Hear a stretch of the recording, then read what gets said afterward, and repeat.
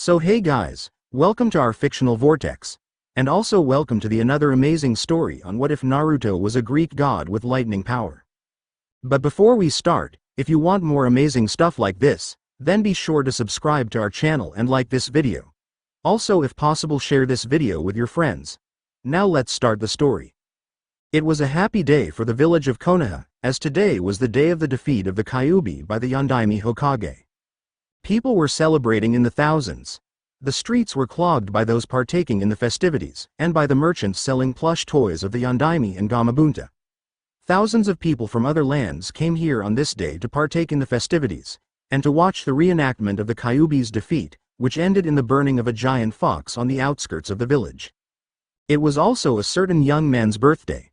The man in question was currently bounding across the rooftops of the village at an alarming rate, trying to escape the mob that was no doubt still following him. "Come back here, demon!" shouted a random jonin from the crowd that was chasing him. It was also a common occurrence on this particular day to see a young man being chased by a mob of civilians and low-rank ninja. This particular year though, a lot more Anbu and jonin went to the bar and got drunk than usual. Thus, when the young man passed the jonin lounge, most of those who were drunk joined the mob that was chasing the young man. "Haha!" shouted a particularly short jonin, "we've got you now." Unfortunately for the young man, the jonin in question was right. The young man had accidentally run himself into a dead end. He then turned around to look at his tormentors.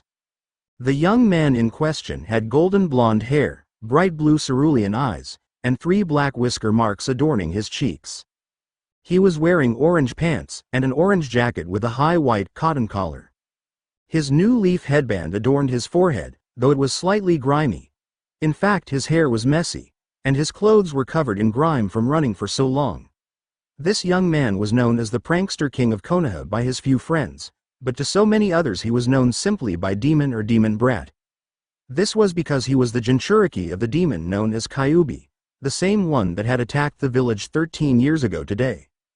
This young man's name was Naruto Uzumaki, and to him his birthday only meant one thing: hell.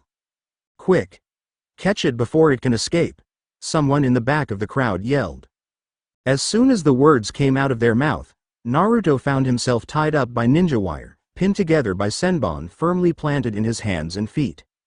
Despite knowing it was pointless, Naruto tried to plead with them. "Please," he said in a shaky and pained voice, "what did I do to you?" "What did you do to us?" someone in the crowd yelled. "What did you do to us? You killed our families and friends. That's what you did? It's only fair that we get payback." A chorus of yas rang out within the mob. After that the mob surged forward, ignoring the boy's cries, and proceeded to beat the boy into unconsciousness. After everyone had had their turn, the boy was battered, bruised, and burned, but alive. Of course someone just had to point this out. "Hey everyone, the demon is still alive. Must be his demon nature," someone said. People were contemplating the various ways to kill the young man until someone spoke up. "Hey, why don't we stuff him in the fox? When it goes up in flames, he'll definitely be dead. Yeah, let's do it." And so someone picked up the near-dead boy and took him to the giant fort, and placed him next to one of the pillars that was lined with explosive tags, but would also be hid by the flames that would be simulated by fire release tags near the mouth of the fox. And so Naruto slept for the next 5 hours, unaware of his doom. Konoha outskirts, 9 p.m. Hiruzen Sarutobi, the Sandaime Hokage, was enjoying the Kyuubi festival with his family. He was worried about his surrogate grandson, Naruto. Usually, he would have been called to the hospital or his office at least once for an issue regarding the blonde. He still hadn't. He resolved to check on the blonde after the burning of the fox. He wasn't going to miss it, as it was his grandson's favorite event of the year. This year was supposed to have clear weather and beautiful, starlit skies. Instead though, it looked like the sky itself was boiling. In fact, it looked like nature was turning against itself. Even so, the burning of the fox would go on as scheduled, seeing as how it was such a big event. Kakashi was wearing a cloak that was a clone of the Yondaime's, standing on top of a scale model of Gamabunta. He hated having to do this, but unfortunately for him he'd lost the Jonin poker tournament last week. So here he was. He didn't really mind doing it, but it took forever for him to get the golden wig out of his gravity-defying hair. "Oh well," he thought, "at least I'll have a good excuse for my Genin team tomorrow." Looking toward the crowd behind him, he got the signal to go ahead. He made the hand sign for the fire release tags to go off. As usual, this caused the fox's mouth to spout fire. All he needed to do was put on a show for the next 7 minutes. Then he would jump on top of the fox and activate the explosive seals, jump off, and he was done. So for the next 7 minutes, he displayed his jutsu and power and speed, assaulting the fox with all of it, much to the attending nobles and the crowd's delight. Getting the signal to finish up, he jumped on top of the fox's head and made the sign for the explosive seals to go off. In the split second he was on the fox's head though, he could have sworn he heard someone screaming. He just shrugged it off thinking it was someone in the crowd. As soon as he got to the ground, the fox blew up with a great roar. The fireworks in the heart of the fox went off, resulting in many oohs and ahs from the crowd, as well as some cheering. Despite this, Kakashi could still hear someone screaming. Where the hell is that coming from? Kakashi wondered aloud. It sounds like it's coming from the fire. Shit. Kakashi prepared a Suion jutsu to put out the flames, but before he could activate it, a great flash of lightning struck the remains of the fox. The screaming didn't stop, but it moved to the top of the Gamabunta replica. From what Kakashi could see, there were now 3 figures standing in a circle on the top of its head. Still concerned about the screaming, Kakashi made his way back up to the top of the frog. The screaming by this point had reached the audience, and everyone but the self-proclaimed demon haters had stopped cheering.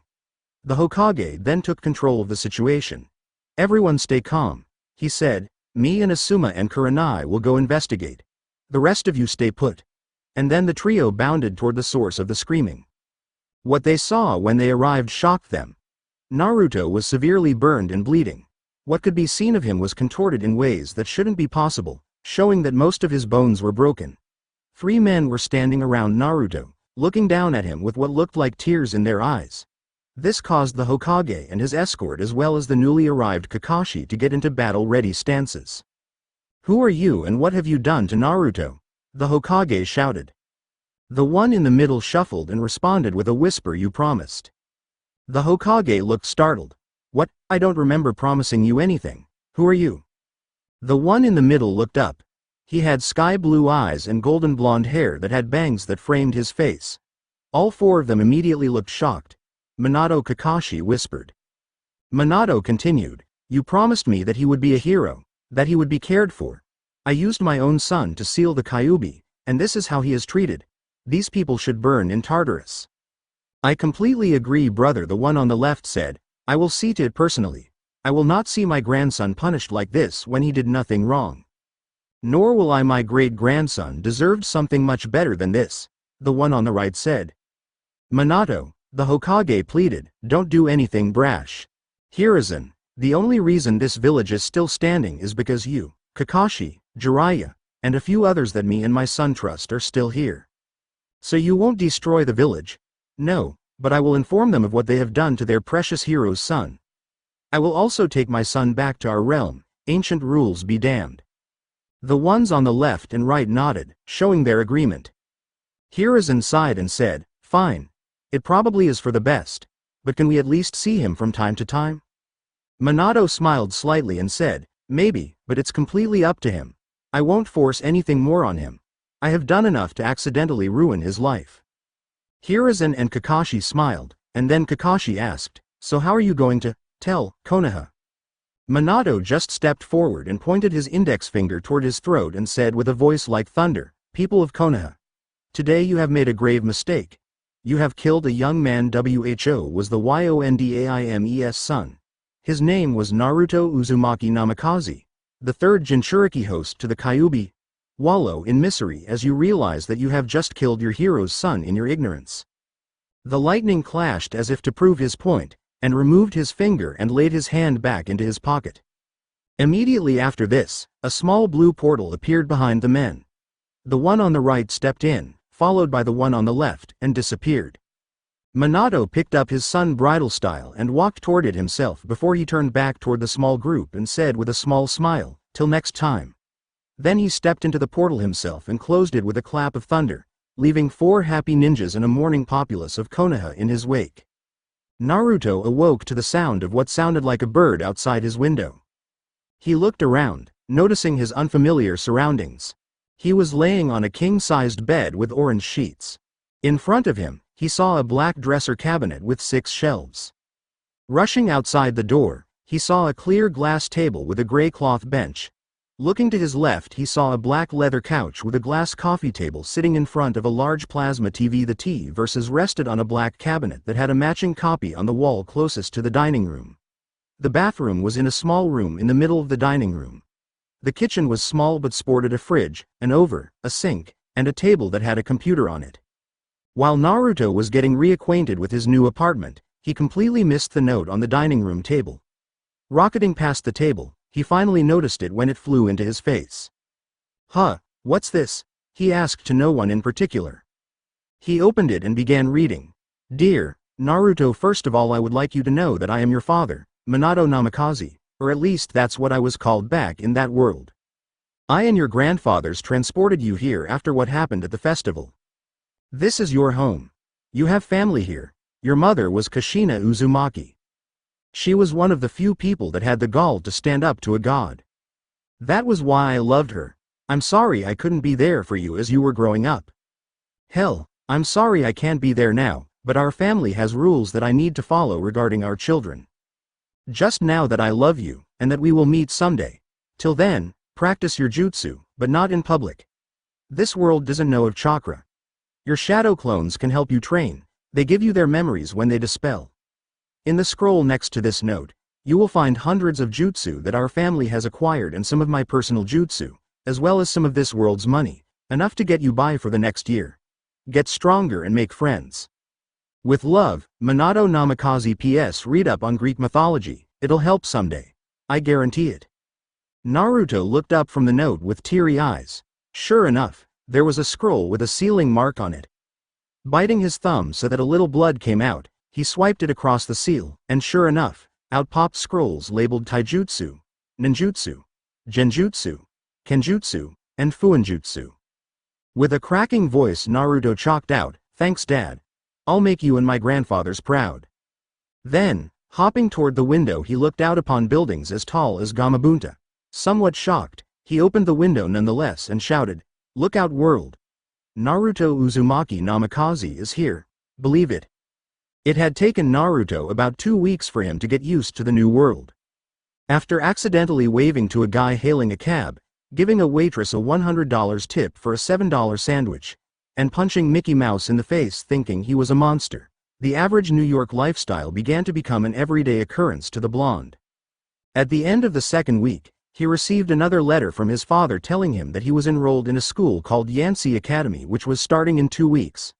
Luckily enough for Naruto, he had been transported to this world just before fall vacation, so he had time to get adjusted and practice a bit before dealing with school. Since then, Naruto had read several math and economics books, courtesy of shadow clones, trying to get an idea of the value of money in this world. After he finished the 3rd book, he realized that his father had left him $20,000. Almost overjoyed by this fact, he had gone out the same day and bought new clothes, some art for his apartment, and a few training implements from a store in Midtown, including a cheap katana. All this was used for was training though, so Naruto didn't mind. He'd also familiarized himself with where he was living. He lived in a part of New York called the West Village, referring to Greenwich Village, which was one of the oldest parts of New York. Evidently it was a really bad place to live until a few years ago, when it had started being renovated into a more proper shopping district.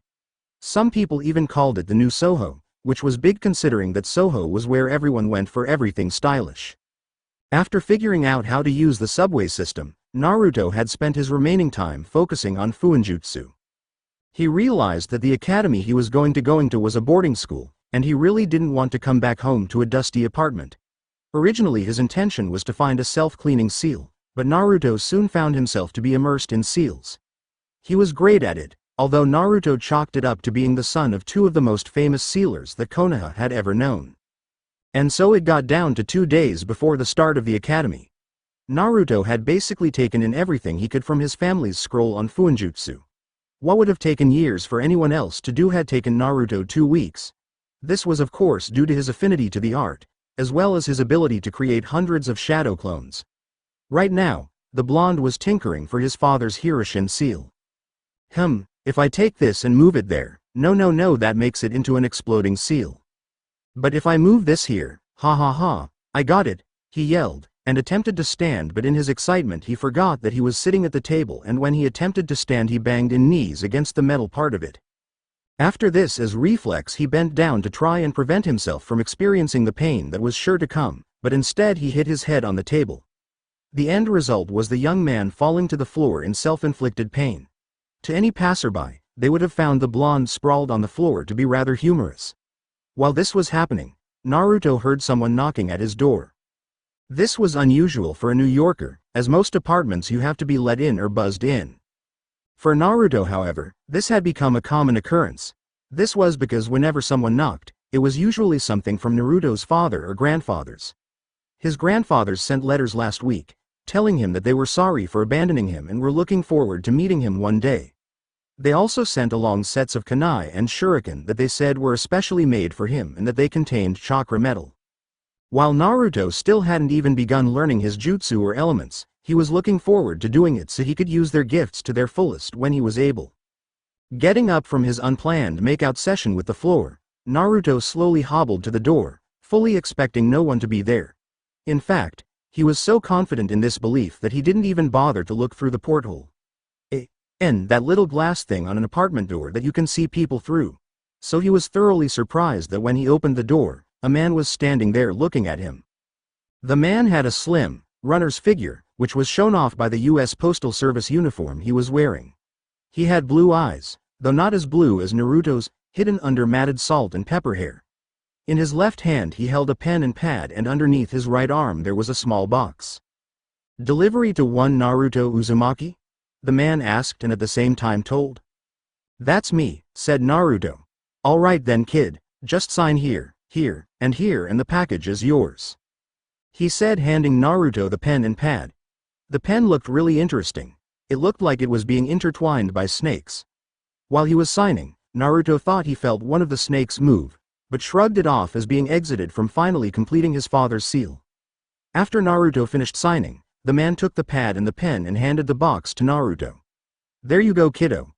Have a good one." "You too," Naruto replied.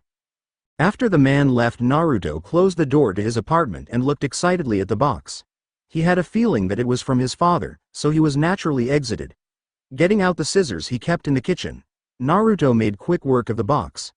Inside it was a golden cap pen with a note beside it.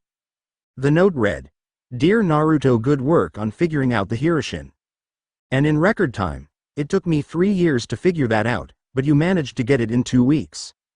If only I had thought of shadow clones. Anyways, as a reward for completing it I'm giving you this pen. Yes, it probably seems lame, but it has about 20 seals on it. There are 2 things you need to know about it. The first is that it will always return to your pocket if you lose it. It has a seal similar to the summoning seal on it, so that as soon as you touched it, it became coded to your DNA. The second thing you need to know is to never take the cap off the pen unless you are in imminent danger. Seeing that you were a shinobi back in Konoha, I think that you will know when that is. Be well, my son." Minato Namikaze Naruto at that moment was experiencing 3 different emotions: confusion about why the gift was a pen, surprise that his father had predicted exactly when he would finish, and curiosity about what seals were on the pen. Regardless, he didn't want to betray his father's trust, so he decided that he wasn't going to uncap the pen to examine it. He even went so far as to put it in his left-hand pocket so he wouldn't grab it by mistake when he was in school. The next 2 days flew by quickly. The morning of his departure, Naruto made a self-cleaning seal for the entire apartment. After that he grabbed his ninjutsu scroll and several of his new kunai and shuriken and sealed them into a storage seal that he'd written on the back of his hand. After all this was done, he packed enough clothes for 2 weeks and got himself dressed. His attire had changed quite a bit since he got to this world. Gone was the "kill me" orange jumpsuit, replaced by a rather stylish Naruto. He was wearing blue jeans, a button-down pinstripe t-shirt over simple black t-shirt, orange sneakers, and to top it off a loosely woven straw fedora with a pinstripe orange band that wrapped around it that was resting on his spiky hair. After placing a Hiroshin seal on his couch, Naruto left for school. It took him about 20 minutes to get to the bus station from where his apartment was by taxi. After paying the driver and stepping out, he walked over to the ticket booth, Asked the man behind the counter which bus was going to Yancy and what time the next bus was and paid for his ticket. He had to wait for about another hour before the bus to Buffalo was boarding. He would get off at the third stop to get to Yancy. By the time Naruto got through the line, there weren't many seats left. The closest one was next to a boy about a year younger than him. He had short, black hair, green eyes, and looked like he spent a lot of time near the ocean. Naruto wasn't sure how he could tell that, but the kid had the kind of tan that you get by spending a lot of time near the beach or by the pool. "Is this seat taken?" Naruto asked. "No," the boy replied. Naruto stowed the backpack he brought with him in a small hanging compartment above the seat, and then sat next to the boy. "So where are you heading?" Naruto asked. The boy turned toward him and replied, "I'm getting off at the third stop, heading to a place called Yancy Academy. I go to school there." Naruto got a foxy grin as he replied, "Really? That's where I'm heading too. My name is Naruto Uzumaki," he said, sticking his right hand forward to shake. The boy's eaves got wide before he smiled and took the blonde's hand and shook it, saying, "My name is Percy Jackson." Naruto smiled and replied, "Nice to meet you. By the way, do you know if the academy sells ramen?" It had been 7 months since Naruto had started attending Yancy. He was in classes with his own age group at first, but the teachers had quickly discovered 2 things. The first was that the kid was a genius at basically everything, but that he also had ADHD and dyslexia. Because of this they put him in 8th grade math, science, and English, but put him in 6th grade history, saying that the teacher would help him deal with any problems he had. The teachers also had trouble figuring out where to put him, but that was quickly amended when they discovered he was friends with Percy, so they put him in Percy's room, which was shared by Grover Underwood. The guy was a cripple from the waist down and used his crutches to get around, but on enchilada day he was always first in line. The 3 had quickly become inseparable. Also, since Naruto had arrived at the academy, he had mastered 2 of his 5 elemental affinities. It turned out that he had a strong affinity to wind and a second to earth, but also slight affinities to lightning, water and fire, though the fire was unique because it was black flames that were ridiculously hot. So far he'd mastered wind and earth, and was working on lightning. He'd also mastered all of the wind jutsu that his family had, as well as mastered the Rasengan and added the wind element to it. In order to do this though, Naruto had to put himself through grueling chakra training, but it had paid off. Naruto now had the most precise chakra control possible. Lastly, Naruto had made contact with the Kyuubi. In fact, the fox was rather pleasant once you got to know it. But that didn't stop Naruto from being scared shitless the first time they met. Flashback: Naruto was just getting back to his room after a long day of training. Percy and Grover had learned long ago that his disappearances didn't last long, and that when he came back he was dead tired. So when he got in he just looked at them and waved before plopping down on his bed for a needed nap. The last thing Naruto was expecting was to wake up in a sewer. As he stood, he noticed the pipe running along the walls and the floor being covered in water, as well as the multiple entrances and pathways both in front of him and behind him. He also noticed that when he stood, he wasn't wet in the slightest. Before he could begin pondering about how that was possible, out of the corner of his eye he saw a small red figure dart into one of the hallways adjoining the room he was currently in. For a few seconds Naruto doubted what he saw, and wasn't planning to follow it, but decided to, after thinking that if it were an animal it might know a way out. So he followed the blur, which kept well ahead of him so that Naruto couldn't see it, to a large, open room. There was nothing in the room except large bars held together by a paper that had the kanji for seal written on it. "Come closer, kid," said an ominous voice on the other side of the bars. Naruto, against his better judgment, did just that. "Perfect," the voice said just before a giant black claw came halfway out of the cage, stopping right in front of Naruto. Naruto flinched and brought his hands up to protect himself, all the while knowing what was about to happen, but nothing did. Lowering his arms from his face, he saw a giant fox rolling around in its cage laughing. Oh, that was funny. I still got it," the fox said, losing its demonic tone, "and if only you could see your face right now, ha ha ha." The fox started to laugh again, and by this point Naruto was getting seriously pissed. He thought he was about to die. What did it expect? Finally getting tired of the fox laughing, Naruto said, "Hey, ya big ass fox, where are we?" The fox finally calmed down and got out between giggles, "We're in your Mindscape kit." "So why does it look like a sewer?" Well, Kit, this is probably resentment over your old life. That's been fading slowly though. Water used to be up to your knees, by the way, the fox said with obvious pain and sorrow in its face. I'm sorry about how you were treated in your early life, and about killing your mom, though that entire fiasco wasn't my fault. Some asshole Uchiha put me under a genjutsu that made me go berserk. And I was sealed in your mother last, so if you want to know anything about her, just ask. Thanks, Naruto replied, and I forgive you. This shocked the fox to the core. It really hadn't expected to be forgiven so quickly, much less by the boy who had suffered for its mistakes. So the fox did the only thing it could do. It retreated into its cage and began to cry. Hey, are you okay? Naruto asked as he rushed forward. How can you forgive me so easily after all that I've done to you? The fox got out between sobs. Oddly enough, Naruto still couldn't find it after it disappeared. I mean, how do you lose sight of a thing in a cage that's the size of a mountain? So he just replied into the darkness of the cage he was now in. I can, because it wasn't you who did those things. It was the man who controlled you. I should know better than anyone about being judged for something that's not my fault. So of course I forgive you. As soon as he finished saying this, the crying resumed, but quickly got louder to the point where it sounded like it was right next to him before he was knocked to the ground by a bright red blur. For the next 5 minutes, Naruto held and comforted her, listening to her whisperings of I'm sorry and thank you into his chest. Finally standing up, they both looked at each other before Naruto blushed at her figure. Thank you, Naruto. If there is anything I can do for you, please tell me, she said with sorrow obvious in her eyes. Naruto pondered it for a bit before saying, you can do 2 things for me. At this point she was worried about what he was going to say because he took so long. The first thing you can do is tell me your name, Naruto said with a smile. Kyuubi was embarrassed. After everything that she had just done, she hadn't even bothered to tell him her name. Blushing she said, well, I'm known by most as the Kyuubi no Kitsune, but my brothers and sisters call me Kura. Well then Kura, the second thing you can do for me is work with me and become my friend, okay?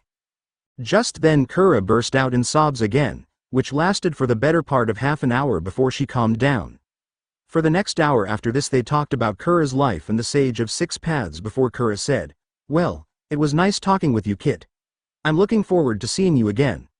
Naruto blushed at that before he felt himself being tugged into consciousness. Thanks, Kura-chan. I'll be back to visit again soon. As he was disappearing he saw her blush and say Kura-chan, I like the sound of that, before he woke up in his bed to the bright morning sun. End flashback. Since then he'd visited her every day when he went to sleep, sometimes practicing jutsu and sword katas with her. After all, it is hard to find a being with more experience than a several thousand-year-old fox queen. Now it was early May, and almost time for the end of the school year. He was in the bus on the way to the History Museum with Grover and Percy as well as his favorite teacher, Mr. Brunner, along with a sadist math teacher named Mrs. Dodds and Nancy Bobofit who was the class bully. Well, as bully-like as you can get with a bunch of troubled kids. Anyway, right now Naruto was busy looking out at the city. Even after living here for so long, he still wasn't used to buildings being the size of Kura. He was interrupted by a piece of peanut butter hitting the back of his head. Nancy, what are you doing? He asked in a slightly evil tone. Nothing. She replied nervously. It was commonly known that anyone who crossed the blonde would be horribly pranked, even the teachers weren't safe. One time, a few kids tried to prank the blonde and his roommates, only for it to horribly backfire to the point where their room was permanently painted puke green. The teachers never knew who did it, but since then no one had dared to cross the blonde or his friends. Most people called him the prank ninja after that. Of course not in public, but it was the blonde's unofficial title. That's what I thought, Naruto said as he turned back to the window. Hey, you see anything out of the ordinary? Percy asked jokingly. Nah, I'm just not used to this yet, the city and all. Yeah, it's a little overwhelming, isn't it? For me defiantly, it's a little different than the country town I grew up in. Just then, another piece of peanut butter sailed forward, and was about to hit Grover, but Naruto noticed this and intercepted it with a pencil. Ms. Bobofit, what did I just say? I'm sorry, she said, paling slightly. Everyone, even the teachers, started laughing before everyone settled down and Naruto went back to staring out the window. Thanks, Naruto, Grover said. Don't mention it, G-man.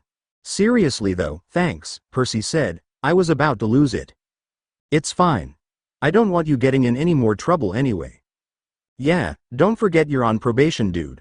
I know, I'm trying not to get expelled. My mom would be pissed. I bet, though it's hard to imagine your mom angry, she just doesn't seem like the type, Naruto said.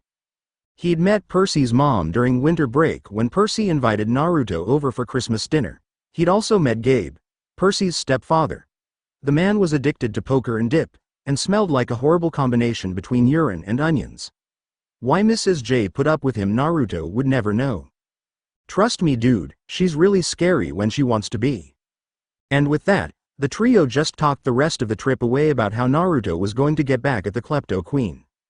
Mr. Uzumaki, Mr. Jackson, please keep up, Mr. Brunner called out. The boys rushed back to the group. He gathered all of the students around a 13-foot-tall stone column with a big sphinx on the top, and started telling everyone how it was a grave marker, a steal, for a girl about their age. Naruto, Grover and Percy somehow found themselves at the front of the class instead of the back where they usually stayed and had to pay attention to what Mr. Brunner was saying. Mr. Brunner began to explain what the carvings on the sides meant and actually managed to catch both Naruto and Percy's attention because it was actually somewhat interesting, but everyone else around them was talking and not paying attention to a word he was saying. Trying to help a little, Percy or Naruto told them to shut up, but when they did they got the evil eye from Mrs. Dodds. They didn't care though, and kept their cool.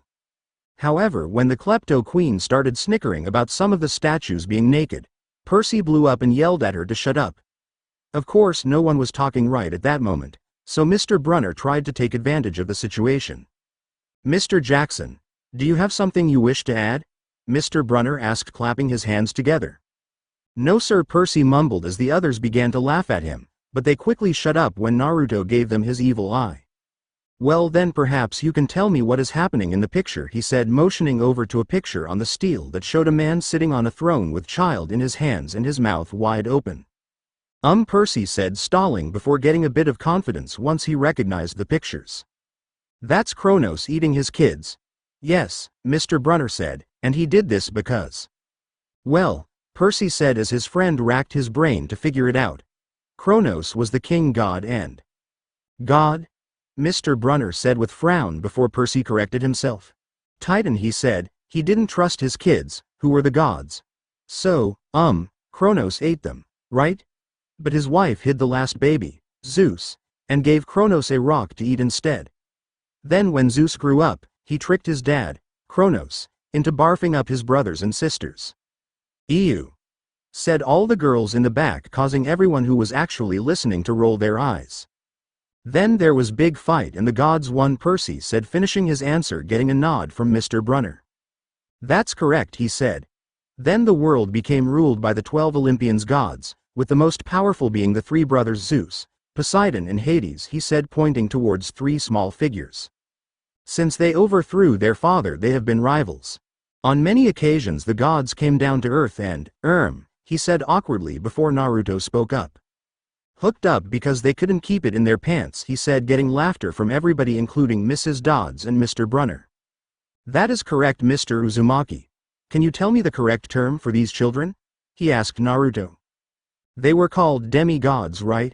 Half mortal and half god, Naruto said, getting a nod from Mr. Brunner. Could you perhaps name me some demigod heroes? Mr. Brunner asked Naruto. Hercules and Perseus were a few. They were both sons of Zeus, he said, getting a nod from Mr. Brunner. And there was Theseus, who was a son of Poseidon. That's correct. Very good, Mr. Uzumaki. Good to see you have been studying, he said with a knowing smile. However, they heard laughter coming from the class and, lo and behold, it was coming from Nancy, who after being asked what was so funny, said peeved, like we're going to use this in real life. It's totally going to say on our job applications. Please explain why Kronos ate his kids or name a demigod. And why, Mr. Uzumaki, Brunner said. To paraphrase Ms. Bobofit's excellent question, does this matter in real life? Naruto thought for a moment before saying. Those who ignore history are bound to repeat it. Mr. Brunner nodded. Good answer, Mr. Uzumaki. Extra credit to both you and Mr. Jackson. And on that note, it's time for lunch. Mrs. Dodds, would you please lead us back outside? The class was gathered on the steps of the museum where they had a good view of pedestrians and cars alike. The sky looked like a nasty storm was brewing since dark clouds were forming over the city. This was the norm lately according to the news, and not just in New York, but everywhere. All around the world floods, hurricanes and earthquakes were occurring at a near constant rate, leaving many scientists confused about the strange weather patterns. Many just shrugged it off as global warming, but you always had the people shouting about the end of the world.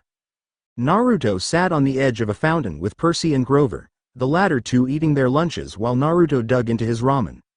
No one could ever understand how he managed to eat as much ramen as he did, but many shrugged it off as a high metabolism. Despite being in this great new world, Naruto greatly missed good old Ichiraku's ramen. He even had dreams about eating it again, but he made do with what he had. "You get detention again?" Grover asked Percy. "Nah," he said. "Not from Brunner. I just wish he'd lay off me sometimes. I mean, I'm not a genius or something." "Alright," Grover said, shrugging. "Mind if I have your apple?" he said, getting a chuckle from Naruto as Percy passed over the apple. Naruto looked up to observe his fellow classmates. Most were sitting enjoying their lunch, but the klepto queen was trying to pickpocket something from a lady's purse, and, of course, Mrs. Dodds wasn't seeing a thing. Sighing, he looked back to his friends. The three began to chat quietly about the trip and what they would be doing over the summer when she walked up to them with some of her goons behind her, and for some reason she decided it would be a good idea to dump her lunch onto Grover. "Oops," she said, grinning with bits of food stuck in her teeth. Percy was angry and was about to jump up, but Naruto stood before he could and shouted loudly, "Ms. Bobofit, I have had enough. You will sit down and be quiet like a good little girl, and you will not bother my friends again. Do I make myself clear?" As he was yelling at her, the wind around him began to pick up, whipping everyone's hair around. Everyone was looking at the blonde at this point. Mr. Brunner was wondering who Naruto's parent was, while Mrs. Dodds was beginning to look worried. Nancy backed up, startled by the blonde, before something very unexpected happened. The water from the fountain rose up and dragged the klepto queen in. She cried, "Mrs. Dodds, Naruto pushed me." Percy and Grover, who were watching the entire thing, saw the water rise from the fountain, and both looked rather shocked. "Mr. Uzumaki, come with me." She started walking before she stopped and said, "You too, Mr. Jackson." "Wait, it was me, I pushed her," yelled Grover suddenly. Both looked rather shocked that he was trying to take the fall, but Mrs. Dodds didn't buy it and dragged the boys off. Entering the museum, they made several turns until they were in a room with no security and no people. Turning to Percy, she said, "You've been giving us problems, honey." Percy said, "Yes, ma'am." She tugged on the cuffs of the jacket she was wearing. "Did you really think you would get away with it?" The look in her eyes was beyond mad, it was evil. This time Naruto spoke up and said, "Wait, what exactly did he do?" Thunder shook the building, and after seemingly listening to it, she turned to the blonde and said, "This does not concern you, Uzumaki." Turning back to Percy, she continued, "We are not fools, Percy Jackson. It was only a matter of time before we found you out. Confess, and you will suffer less pain." They had no idea about what she was talking about, but Naruto was gripping the pen his father gave him. "Well?" she demanded. "Ma'am, I don't. Time is up," she hissed. Then something happened. Her eyes began to glow like barbecue coals. Her fingers stretched, turning into talons. Her jacket melted into large, leathery wings. She wasn't human. She was a shriveled hag with bat wings and claws and a mouth full of yellow fangs, and she was about to slice Percy to ribbons. Figuring that it was time to use the pen, Naruto uncapped the pen. It immediately turned into a 2-foot bronze katana that had a kanji for return on the hilt. The cap turned into a sheath on his left leg that had the kanji for dragon on it, with a small rope that hung from the tip of the sheath that had a bell on the end. Naruto instinctively got into a defensive position and glared at the demon Mrs. Dodds and said, "Try it and you will be dead before you can reach him." Mrs. Dodds growled and said, "This does not concern you, Uzumaki. I was told not to kill you, but that doesn't mean I can't harm you."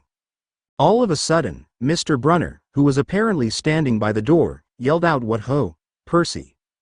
Taking advantage of the momentary confusion, Mrs. Dodds lunged at Percy, but before she could reach him, a wave of wind hit her, blowing her back. Percy caught the pen, which had turned into a double-edged Greek sword. and stood there looking dumbfounded, before he was shaken out of it by Naruto yelling, "Percy, watch out!" Percy, who was looking at the sword, turned his attention back to the battle to see Mrs. Dodds lunging at him again. So he did the only thing he could. He swung the sword. For a few seconds, nothing happened. Then, all of a sudden, Mrs. Dodds turned into a cloud of golden sand. Naruto looked at Percy and then said, "Good job, Perk. Let's keep this between ourselves. I have a feeling we're in over our heads here." Percy nodded before the blonde said, "As for the sword, you didn't see a thing, right?" Percy nodded again before Naruto said, "Thanks, and I'll try and find out more about what's happening, but keep your head down, all right?" Percy nodded again and exited the building. It had started to rain by the time they got outside. Grover was sitting by the fountain, a museum map tented over his head. The Klepto Queen was still standing there, soaked from her swim in the fountain, grumbling to her ugly friends. When she saw the boys coming from the museum, she said, "I hope Mrs. Kerr whipped your butts." The boys looked at each other and then looked back at the girl. "Who?" "Our teacher." "Duh." The boys blinked. They had no teacher named Mrs. Kerr, but following Naruto's idea they played it cool and said, "Nah, she just wanted to thank us for trying to help the class earlier." Nancy looked shocked before she turned back to her posse. Moving to Grover, the boys asked Grover about Mrs. Dodds. All he said was "Who?" But he paused first, and he wouldn't look at the boys, so they just assumed he was lying and went over to Mr. Brunner. He was still sitting under his umbrella reading his book as if nothing had happened. Walking up to him, he looked at Percy and said, "Oh, that would be my pen. Please bring your own writing utensil in the future, Mr. Jackson." "And Mr. Uzumaki, that looks like one of mine. Are you sure it's yours?" Thunder boomed before Naruto answered, "Yes, I'm sure, Mr. Brunner. It's a gift from my father after all." Mr. Brunner looked surprised for a second before he regained his composure and said, "Well, take good care of it then." Naruto and Percy nodded before Percy turned around and left, looking for his umbrella, and Naruto was about to do the same before he turned around and said, "Horseman, I really hope you know what you're doing." Mr. Brunner's eyes widened before he regained his composure and let out a nervous laugh, saying, "Whatever do you mean, Naruto?" Naruto's eyes softened before he said, "Please don't lie to me. I've been lied to enough already. Just tell us when you're ready." Pausing for a moment, Naruto thought about what his father had suggested he learn before saying, "Mr. C, just don't wait too long." And with that Naruto turned around to find Percy, leaving a surprised and spluttering Mr. Brunner in his wake.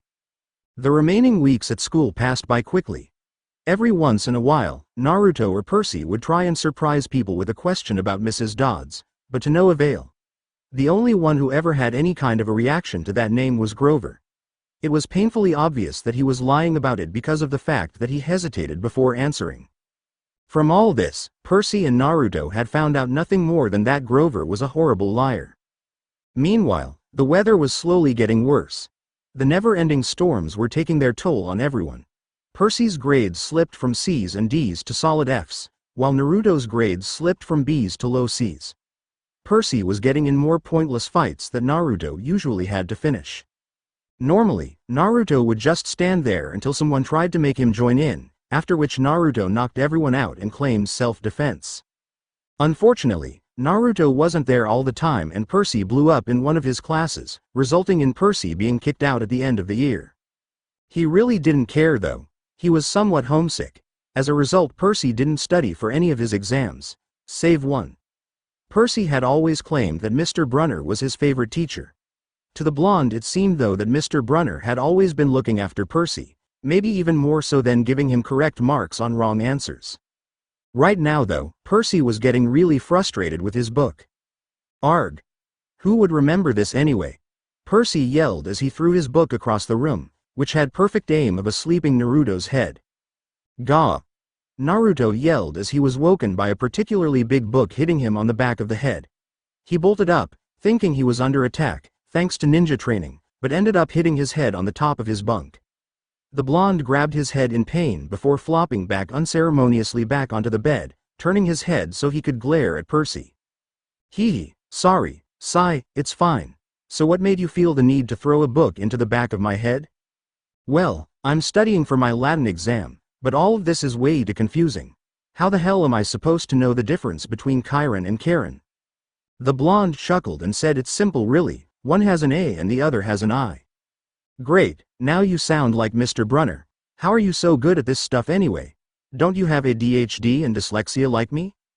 Naruto just flicked his nose and said with a smirk, now that'd be telling.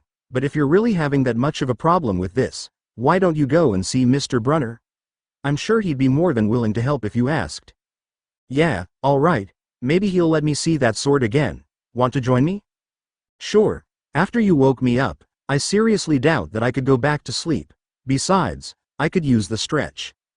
After walking for a few minutes, the duo reached the faculty offices to see most of them doors closed and windows dark. They could see that Mr. Brunner had his door slightly open, and there was light in the window. As they started to approach the door, voices became clear from the office. Worried about Percy and Naruto, sir. That was definitely Grover. The guy's voice was probably recognizable to anyone who had met him. Alone this summer, Grover was saying. I mean, a kindly one in the school. Now that we know for sure, and they know too. We would only make matters worse by rushing them, though I suspect Naruto already knows something, Mr. Brunner said, but Percy needs to mature more. But he may not have time. The summer solstice deadline will have to be resolved without him, Grover. Let them enjoy their ignorance while they still can. Sir, they saw her. Their imagination, Mr. Brunner insisted. The mist over the students and staff will be enough to convince him of that. Naruto, though, is a completely different story. He had a celestial bronze blade and was using a fighting style that I don't recognize. He even recognized me. Grover paused before saying, Sir, I can't fail in my duties again. His voice was choked with emotion. You know what that would mean. You haven't failed, Grover, Mr. Brunner said kindly. I should have seen her for what she was. Now let's just worry about keeping Percy alive till next fall, and getting Naruto to camp. When Percy heard the part about keeping him alive, he dropped the book in his hands. Naruto saw this and grabbed the book before it hit the floor before whispering to Percy, I think we should get out of here. We just heard a conversation I have a feeling that we weren't meant to. Percy nodded and followed Naruto back to their room. Half an hour later, Grover came upstairs to find Naruto yelling at Percy for hitting him in the head again. Grover's sweat dropped at this before asking, Hey guys, what did I miss? Oh, nothing except for this baka hitting me with his book multiple times, he said, staring at the black-haired teen. Now I'm going to get some payback. After he said this he grinned demonically, which made Percy gulp and Grover shudder. Well, I'm going to get some studying done before I hit the hay. Have fun with that, Naruto. And Percy, at this point he knelt and put his hands in a prayer position, may the gods have mercy upon your soul. Percy gulped again before Naruto grinned and made the hand signs for Shadow Clone Jutsu, Latin paper style. All of a sudden, thousands of Latin papers fell onto Percy, who was effectively buried by the papers. Naruto let out an evil laugh that to this day still haunts people's dreams. On Olympus, a particular god was sitting at his rather large desk doing paperwork, which he felt like he'd been doing for millennia. When will this ever end? The god shouted to no one in particular. As if the fates had decreed this to happen, as soon as he said that a shiver ran up his spine. Why do I get the feeling that my son just made my life 10 times harder? He looked through a permanent iris link to see his son performing the shadow paper clone jutsu. As soon as he saw this he jumped on top of his desk and yelled, No, my son, don't go to the dark side. After he said this the blonde let out his best evil laugh. Oh, bad day, bad day, bad day. He started yelling, running in circles till he looked around and saw everyone laughing. Don't laugh at me or I'll sick my son on you, he threatened. The room was immediately quiet. Naruto's father smiled and thought, well, even though I don't like it, it's certainly intimidating. Good job, kiddo. Back on Earth, Naruto sneezed and felt a warm breeze pass him by. He thought, why'd I get the feeling Dad is proud of me for some reason? Oh well, he then went back to burying Percy in papers. The next day had gone by quickly. Naruto was doing backflips in the front yard, excited for the end of school. Percy was even somewhat happy. He was sure he'd failed Brunner's test, but after the testing period ended he was called up and was congratulated on how well he did. Percy had a feeling that he owed Naruto for that. After school, Mr. Brunner had approached Percy and Naruto, telling Percy not to feel too bad about leaving Yansei, and that it was probably for the best. Percy immediately thought the worst of what Brunner was trying to say before the blonde interrupted his reply and said, "Yeah, Perk. Don't take what he's saying the wrong way. You're getting a fresh start, and I've decided that wherever you end up I'll go too. After all, we ADHD, dyslexic kids got to stick together, right?" Percy smiled at that before thanking him and Brunner and dragging Naruto off to their room. As he was leaving, Naruto saw Mr. Brunner mouthing thanks and see you soon. Naruto nodded toward him and then left with Percy to meet up with Grover in their room. A few days later, everyone was ready to go. Naruto didn't have a suitcase, so he just went downstairs. He noticed a few guys talking about their vacation homes in Europe or the Hamptons. He just ignored them and went to the bus. A few minutes later, Grover and Percy came and sat in the seat behind him. The entire bus ride, Grover looked around like he was expecting an attack. About halfway through, Percy decided to tease Grover about what he and Naruto had heard a few nights ago. "Looking for kindly ones?" Grover nearly jumped out of his seat. "Well, what do you mean?" Percy confessed about eavesdropping on him and Mr. Brunner the night before the exam while Naruto just listened. Grover's eye twitched. "How much did you hear?" "Oh, not much. What's the summer solstice deadline?" Naruto said. He winced. "Look, Naruto, Percy. I was just worried for you, see? I mean, hallucinating about demon math teachers. Grover and I was telling Mr. Brunner that maybe you were overstressed or something, because there was no such person as Mrs. Dodds, and..." "Grover, you're a really, really bad liar," Naruto said, "and we never said she was a demon." His ears turned pink. From his shirt pocket, he fished out couple grubby business card. "Just take these, okay? In case you guys need me this summer." The card was in fancy script, which was murder on the boys' dyslexic eyes, but after a few seconds, they both made out. Grover Underwood, Keeper, Half Blood Hill, Long Island, New York. 800-009-0009. Thanks, Naruto said. "What's half?" "Don't say it out loud," Grover hissed. "It's a camp one go to for the summer." "So you want us to come and visit you this summer?" "Yeah, or if you need me." Naruto just had to make a joke here. Whoa, gee man. I don't roll that way, and even if I did, I'd want a date first." Grover turned red with a mixture of embarrassment and rage while Percy just put a hand over his mouth to keep from laughing. After he calmed down, he asked, "So seriously, G-man, why would we need you?" "Well, to be honest, I'm supposed to protect you, both of you in fact," he said with a glare toward Naruto, who just started laughing. Percy though was paying close attention and asked, "Grover, what exactly are you protecting us from?" Just then there was a huge grinding noise under their feet. Black smoke poured from the dashboard and the whole bus filled with a smell like rotten eggs. The driver cursed and drove the bus over to the side of the highway. After a few minutes clanking around in the engine compartment, the driver announced that everyone would have to get off. Grover, Percy, and Naruto filed outside with everybody else. They were on a stretch of country road, no place you'd notice if you didn't break down there. On the side of the highway they were on, there was nothing but maple trees and litter from passing cars. On the other side, across 4 lanes of asphalt shimmering with afternoon heat, was an old-fashioned fruit stand. The stand had a variety of fruits and vegetables, some looking as if they'd just been picked or plucked from the ground. There weren't any customers though, only 3 old ladies sitting there knitting. What they were knitting was a pair of giant electric blue socks. That wasn't the weirdest thing though. What was stranger was they were staring right at Percy. "Please don't tell me they're staring at him," Grover said. "Okay then, I won't," Naruto said. Just then, the old lady in the middle pulled out a giant pair of scissors. Grover cursed and said, "Come on, we're getting back on the bus." Across the road, the old ladies were still watching Percy. The middle one cut the yarn, and Naruto and Percy swore that they could hear that snip across 4 lanes of traffic. Then they turned and faced Naruto, who just glared at them. The old ladies looked frightened for a moment before they balled up the socks and left. At the rear of the bus, the driver wrenched a big chunk of smoking metal out of the engine compartment. The bus shuddered, and the engine roared back to life. "Damn right," he yelled. "All right. The bus to New York is back in service, everyone back on board." As soon as they got back on the bus, Grover started cussing.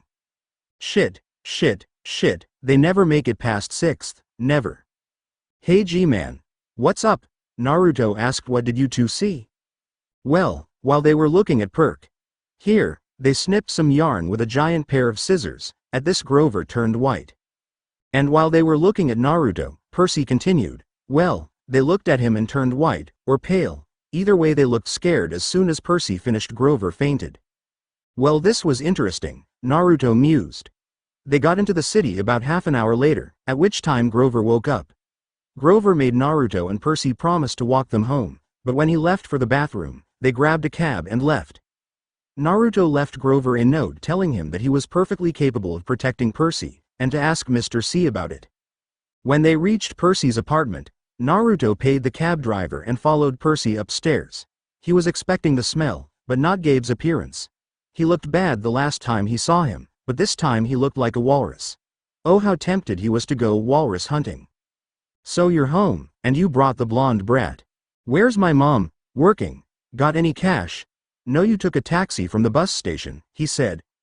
Probably paid with a 20, got $6-7 in change.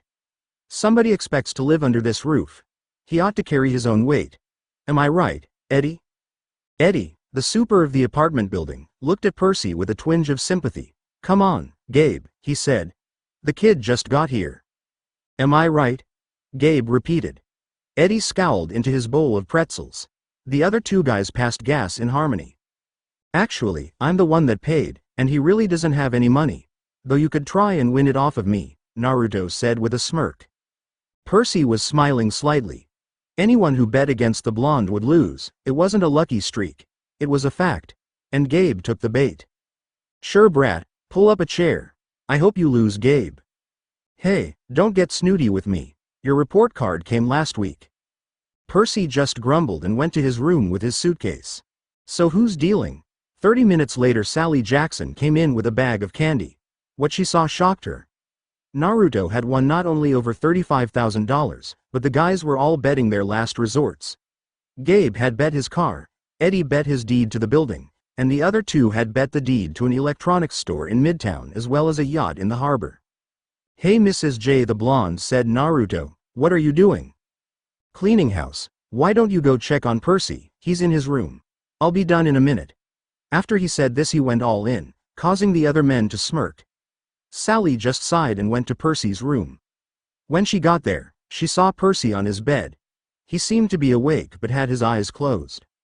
Percy? Mom. For the next 10 minutes they discussed how the year had been till Percy came home. She saw that he was holding something back, but she didn't press the matter. Hey Percy, I have a surprise for you, she said. We're going to the beach. Percy's eyes widened. Montauk, she smiled and said, 3 nights, same cabin. Cool. Can Naruto come? She laughed at that honestly. With the way the boy is mopping up, I don't think we could go without him. Percy smirked at that. So when do we leave? As soon as I get changed and Naruto finishes. A few minutes later, Sally was ready to leave, and so was Percy. When they left the bedroom, what they saw shocked them. Naruto had the keys to the car, deeds and keys to a yacht, an electronics shop, and the building, as well as a plasma TV, the keys to a Mercedes-Benz E63 AMG, a few dozen stock options, and all the money he had 15 minutes ago. Hey guys, ready to go? He asked. Sure Naruto, but where are you going to put all of this? Don't worry about it. I'll have a few movers and lawyers come by to finalize all of this tomorrow. Turning toward the still shocked poker buddies, he said, nice doing business with you gentlemen, before turning on his heel and walking out the door. After a few minutes he poked his head back in and asked, where are we going? Naruto was chilling in the back of his new Camaro, listening to his music on his iPod. It may be his car, but it had been months since Percy and his mom had seen each other, so he was just rocking to Imagine Dragons. He couldn't drive either, so he didn't mind sitting in the back. The car may have been Gabe's pride and joy, but the inside was trashy, or at least in the back. There were beer cans, half-eaten bags of potato chips, and a few lotto tickets surrounding Naruto's feet. Eventually getting tired of the feeling, he activated a Kaiden jutsu to burn everything to ashes and a wind jutsu to get rid of it through the window. After about a 2-hour drive, they finally got to the beach. The rental cabin was on the South Shore, way out at the tip of Long Island. It was a little pastel box with faded curtains, half sunken into the dunes.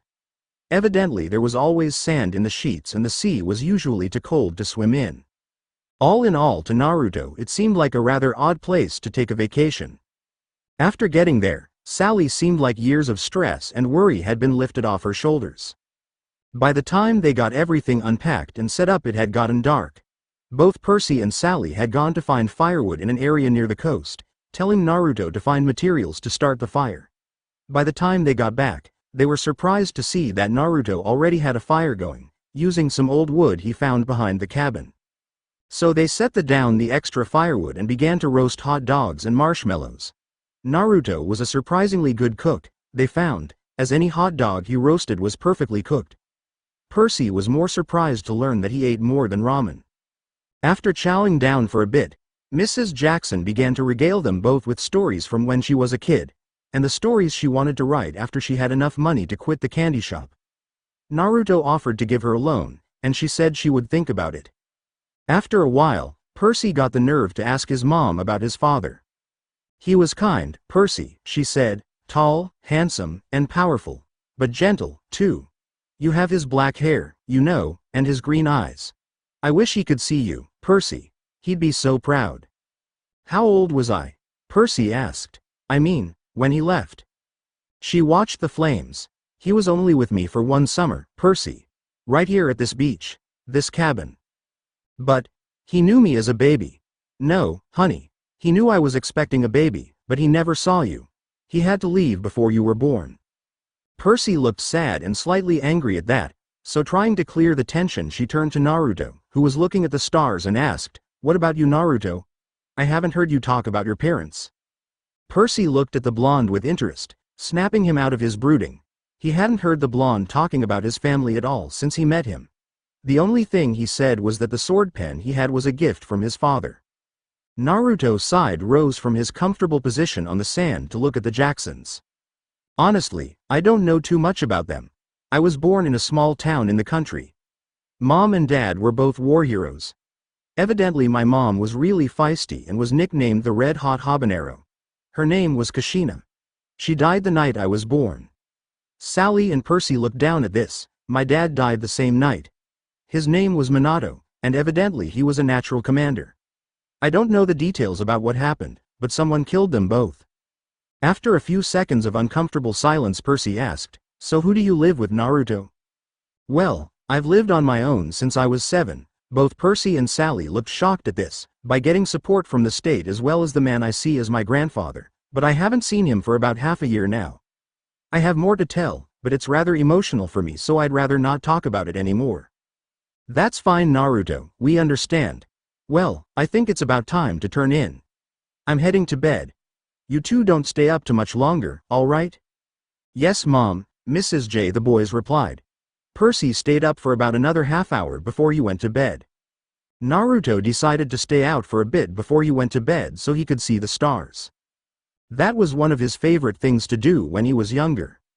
He would often climb to the top of the fort's head, lie down, and look at the stars. He always felt at peace when he did that. He hadn't done this in a while though, as the light pollution from the city acted like a blind. You could see a few stars on a good night, but unless there was a major blackout you couldn't see anything. Even from where he was, there was still some light pollution, but it wasn't as bad, so he was able to make out some constellations like the Big and Little Dipper, Orion, and Ursa Major. The constellations didn't change between the dimensions, though they did have different names, but Naruto could still make them out easily in the night sky. He was startled from his thoughts by a noise coming from the shore. It wasn't a wave or something hitting the beach. Naruto could tell that much. Getting up to find the source of the noise, he saw what looked to be a white baby fox sitting on the sand wagging its tail. As soon as it spotted Naruto, it started yipping at him. Hi. It just yipped in reply. Hey Kura-chan, do you know what he's saying? He asked his tenant. Right there, Naru-kun. Oh, that feels so good. Naruto blushed heavily and realized that she was still asleep, so he gave her a mental nudge to wake her up. It's too early, Naruto-kun. 5 more minutes. Naruto sighed and said, Sure, Kura-chan, you can sleep as long as you want, after you help me with the fox. All right, she said, so long as you let me sleep after this. Deal. So what's it saying? He says that big things are about to happen and that he has a summoning contract for you. Does he understand English? I don't know, why don't you ask him, you baka? Kura replied. Naruto's sweat dropped at his own stupidity before he asked the fox, can you understand me? The fox yipped in reply, which Kura translated to mean yes. Great. So where's this summoning contract you want me to sign? The fox yipped again, and suddenly a scroll popped into existence in front of it. The contract was obviously old and worn out. It had a silver fox head on either end and was sealed by a fox whose tail seemed to wrap around the scroll entirely. Picking up the scroll and opening it gently, the first thing Naruto noticed was that the characters weren't in English or Japanese, but in a combination of Greek and Japanese. Much more importantly, it seemed as if he was the first one to sign the contract. Somewhat still in awe of the honor, he bit his thumb and signed Naruto Uzumaki in blood. As soon as he finished, the scroll rolled up and disappeared with a poof. The fox looked at the new summoner and bowed slightly before yipping, so can you understand me now without your tenant's help? Naruto nodded and was going to thank Kura, but he realized that she was already asleep, so he mentally created a blanket and covered her with it before returning his focus back to the fox. Good. I don't know why the boss wanted you to sign our contract now, but he did. We were going to approach you next year, but this works. Well, I'll ask him when I summon him, so why are you still here? The fox seemed to face palm himself before he said, I take it you can't read ancient Greek yet, can you? No, well, if you were able to read it, you would have found out that I'm going to be your familiar. What that means is that whenever you summon, I'll be the first one that you can summon. It also means that as your power grows, mine does too.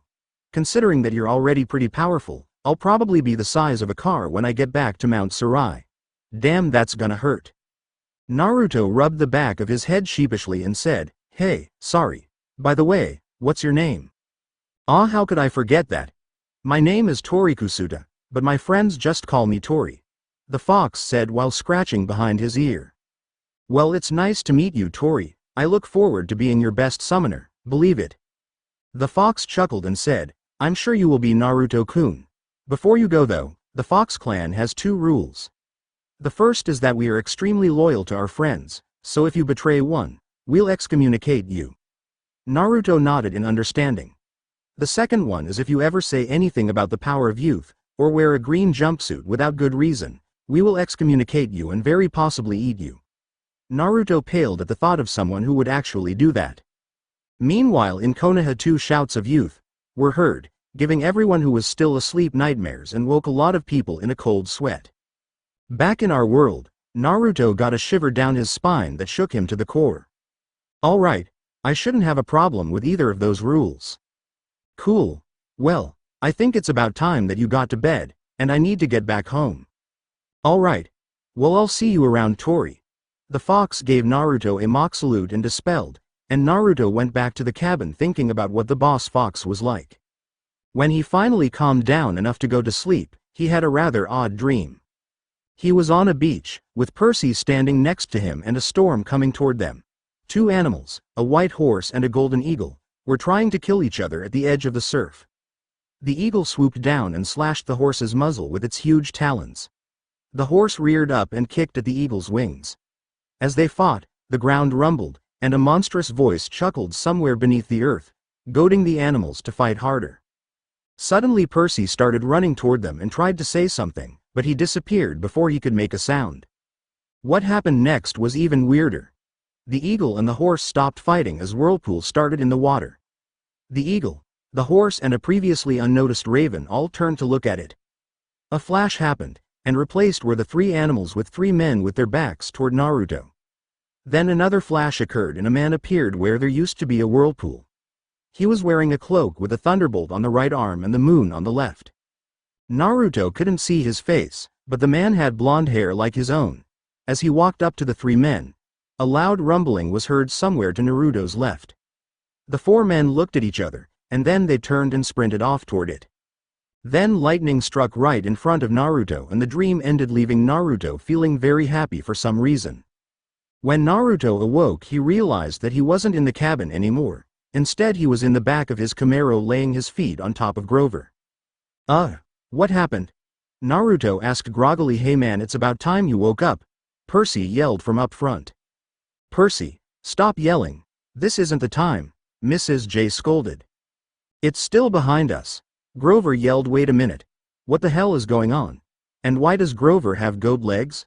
Naruto yelled. We're being chased, and I'm a satyr, Grover replied. Oh, all right, Naruto said as if it didn't surprise him at all.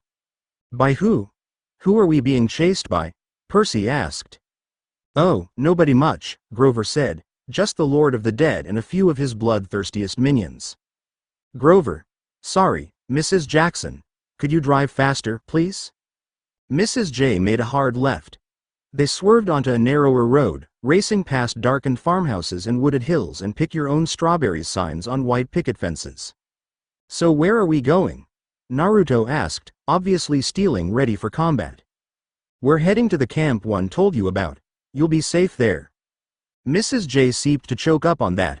Mom, is this camp the one that Dad wanted to send me to? Percy asked with concern evident in his voice. Yes, she answered quietly. Mrs. J, look out, Naruto yelled.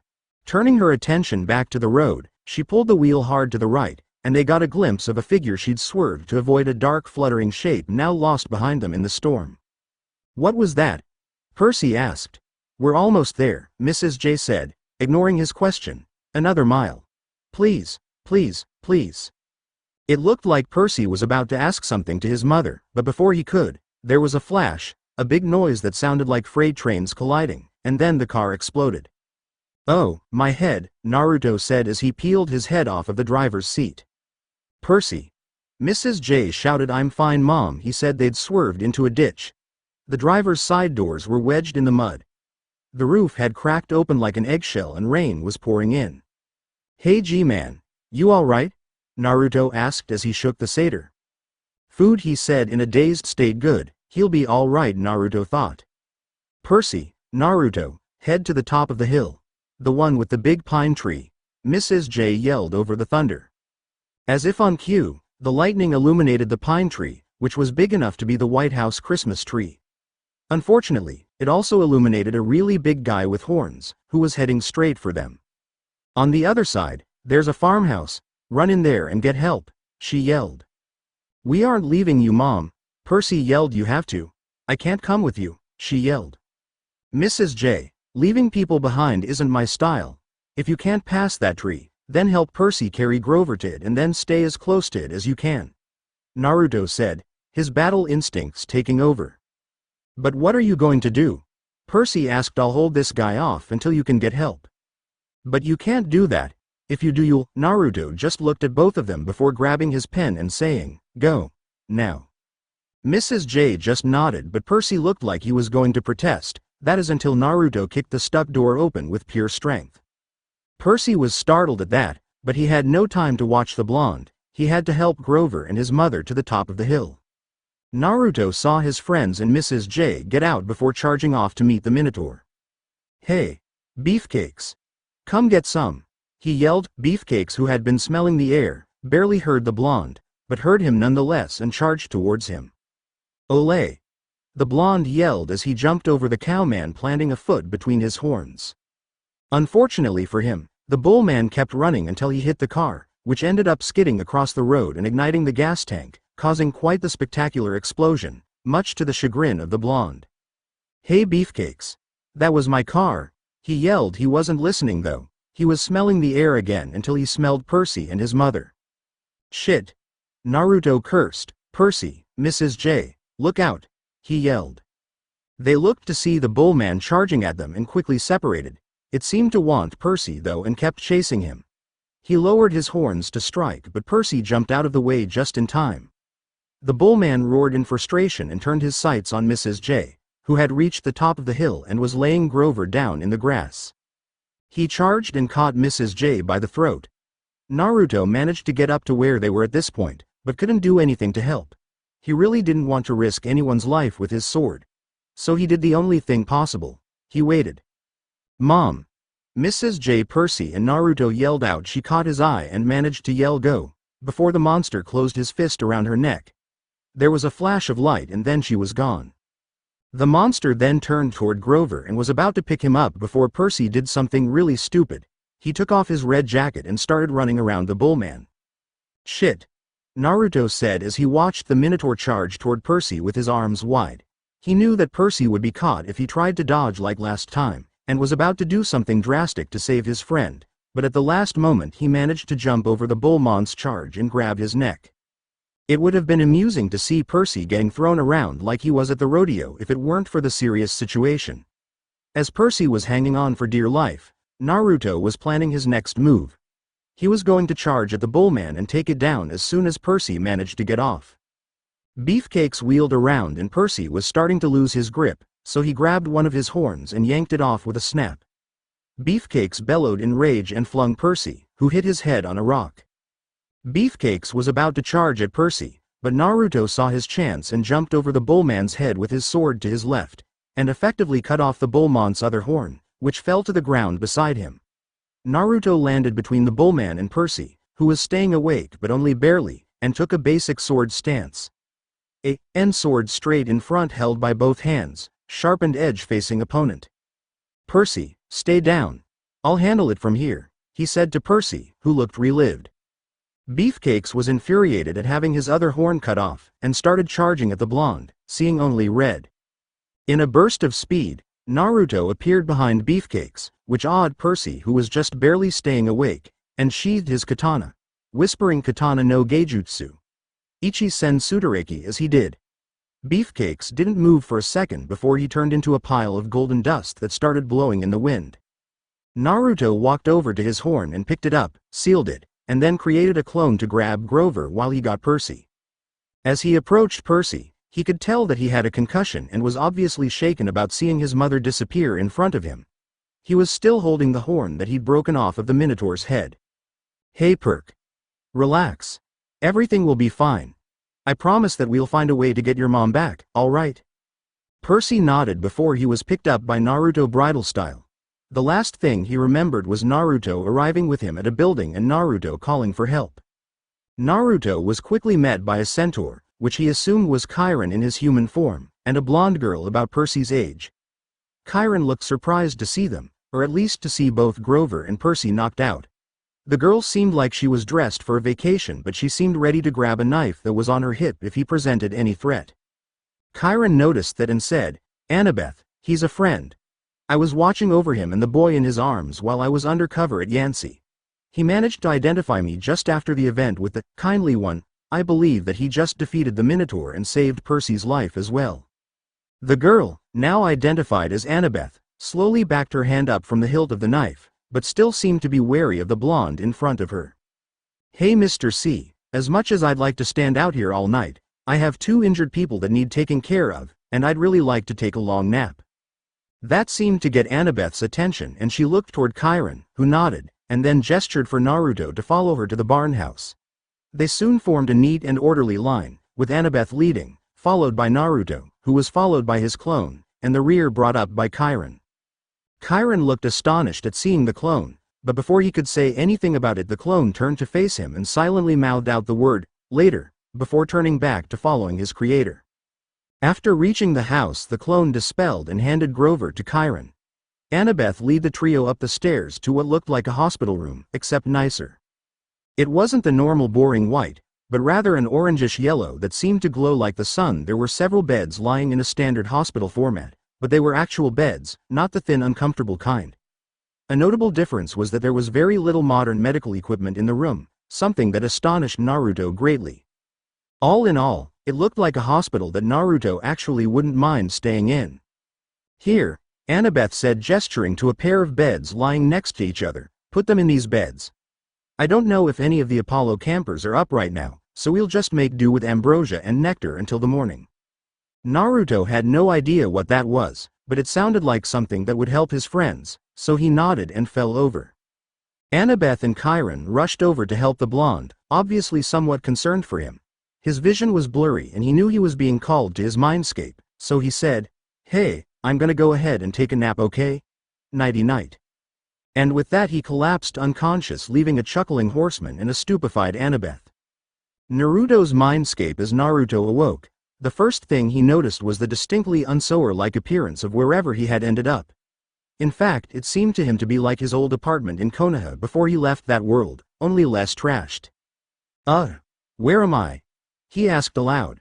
Well, you certainly aren't where you expected to be. That's for sure, said a voice to his left. Suddenly, the area changed, the one that was overlooked Konoha, at the top of Hokage Mountain. A man in white robes stood on top of the fort's head, holding what seemed to be Naruto's sword in his hand. He had long black hair, and a mustache that seemed to be a combination between a circle beard and a 5 o'clock shadow.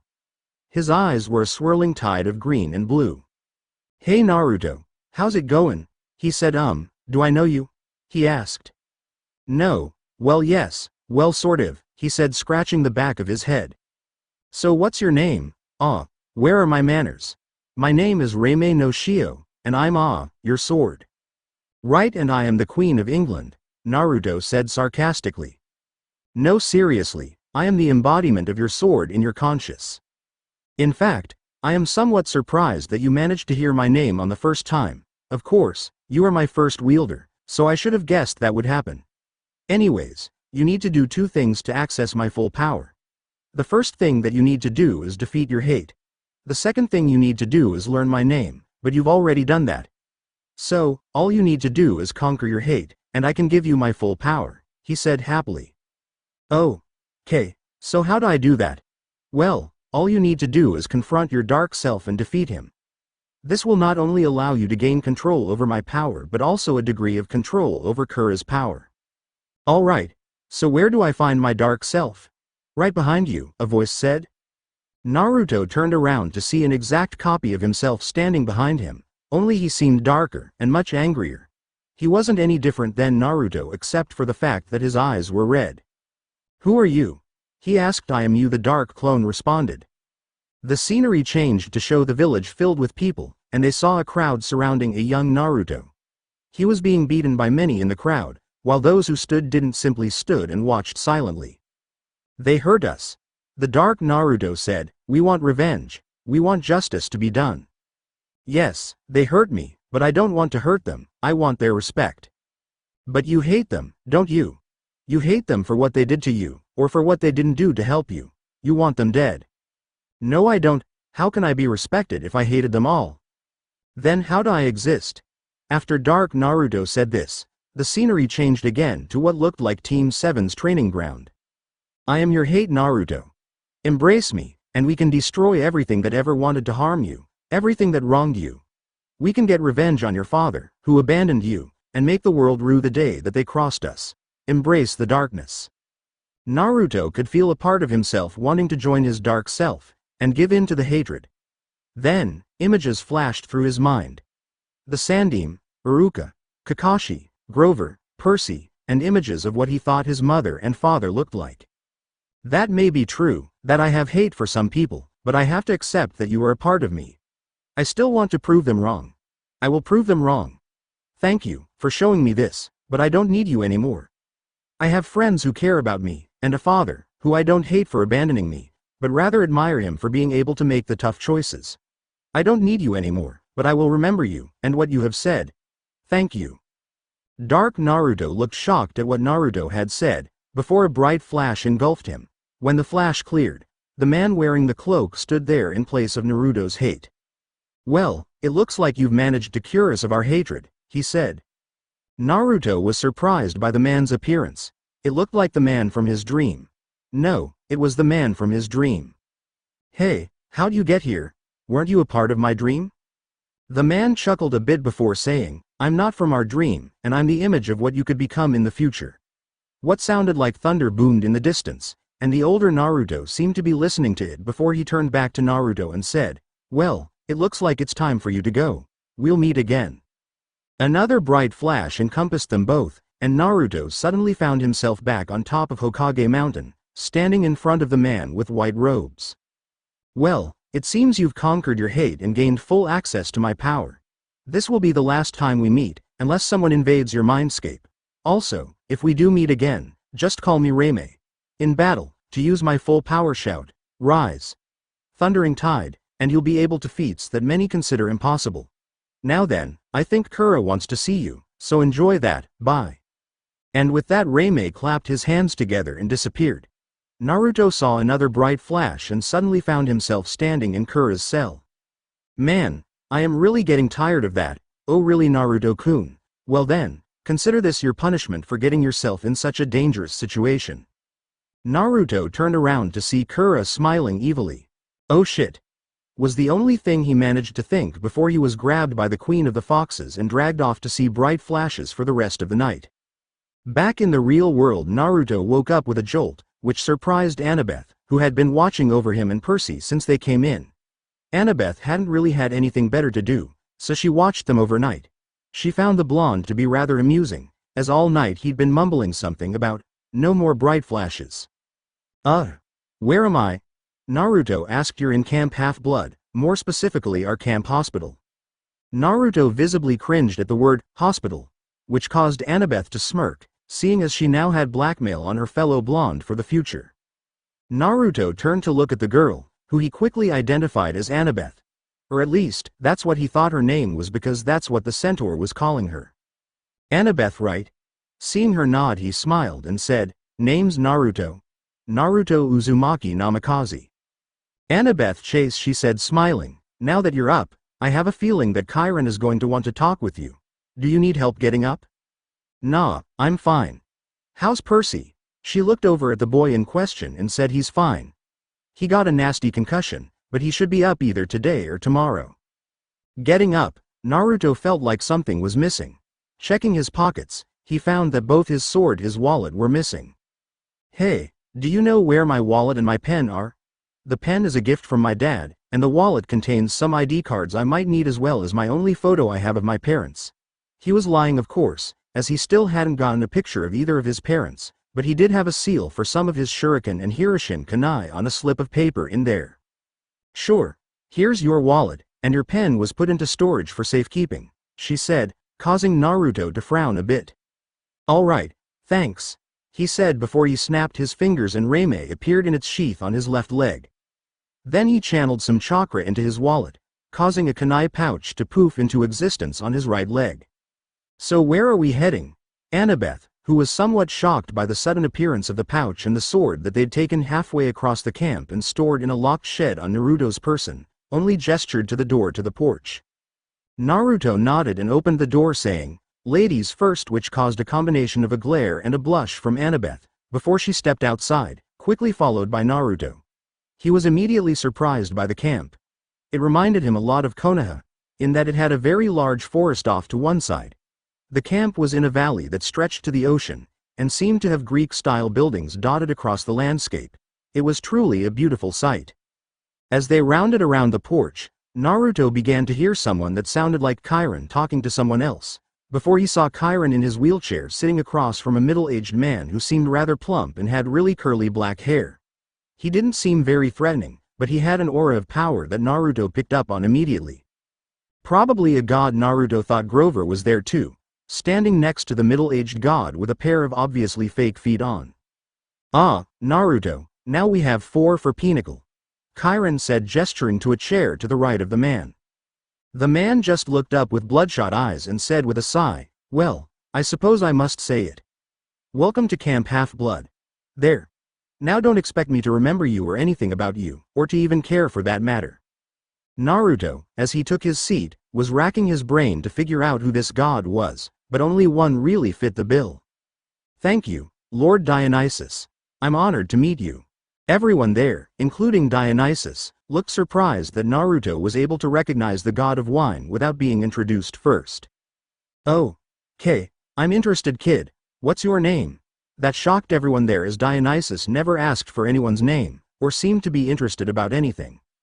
Naruto Uzumaki Namikaze. At your service. By the way, could you give me a glass of sake? Where I used to live I acquired a taste for the stuff, but since I came here I haven't had any. Everyone by this point was in a constant state of shock, Dionysus by the kid's name and the other 3 at the blatant request of an alcoholic beverage. Dionysus recovered first and quickly changed the conversation over to Japanese. Are you from the elemental nations? He asked. Hi, from the village hidden in the leaves, or Konoha, Dionysus-sama. Are you the Jinchuriki of the Kyuubi no Yoko? Hi, although she prefers to be called Kura. Last question, what ninja rank were you? Genin, Dionysus-sama. Changing the conversation back to English, he said, Sure. One glass of sake coming up. By the way, kid, just call me Mr. D. Dionysus makes me feel old.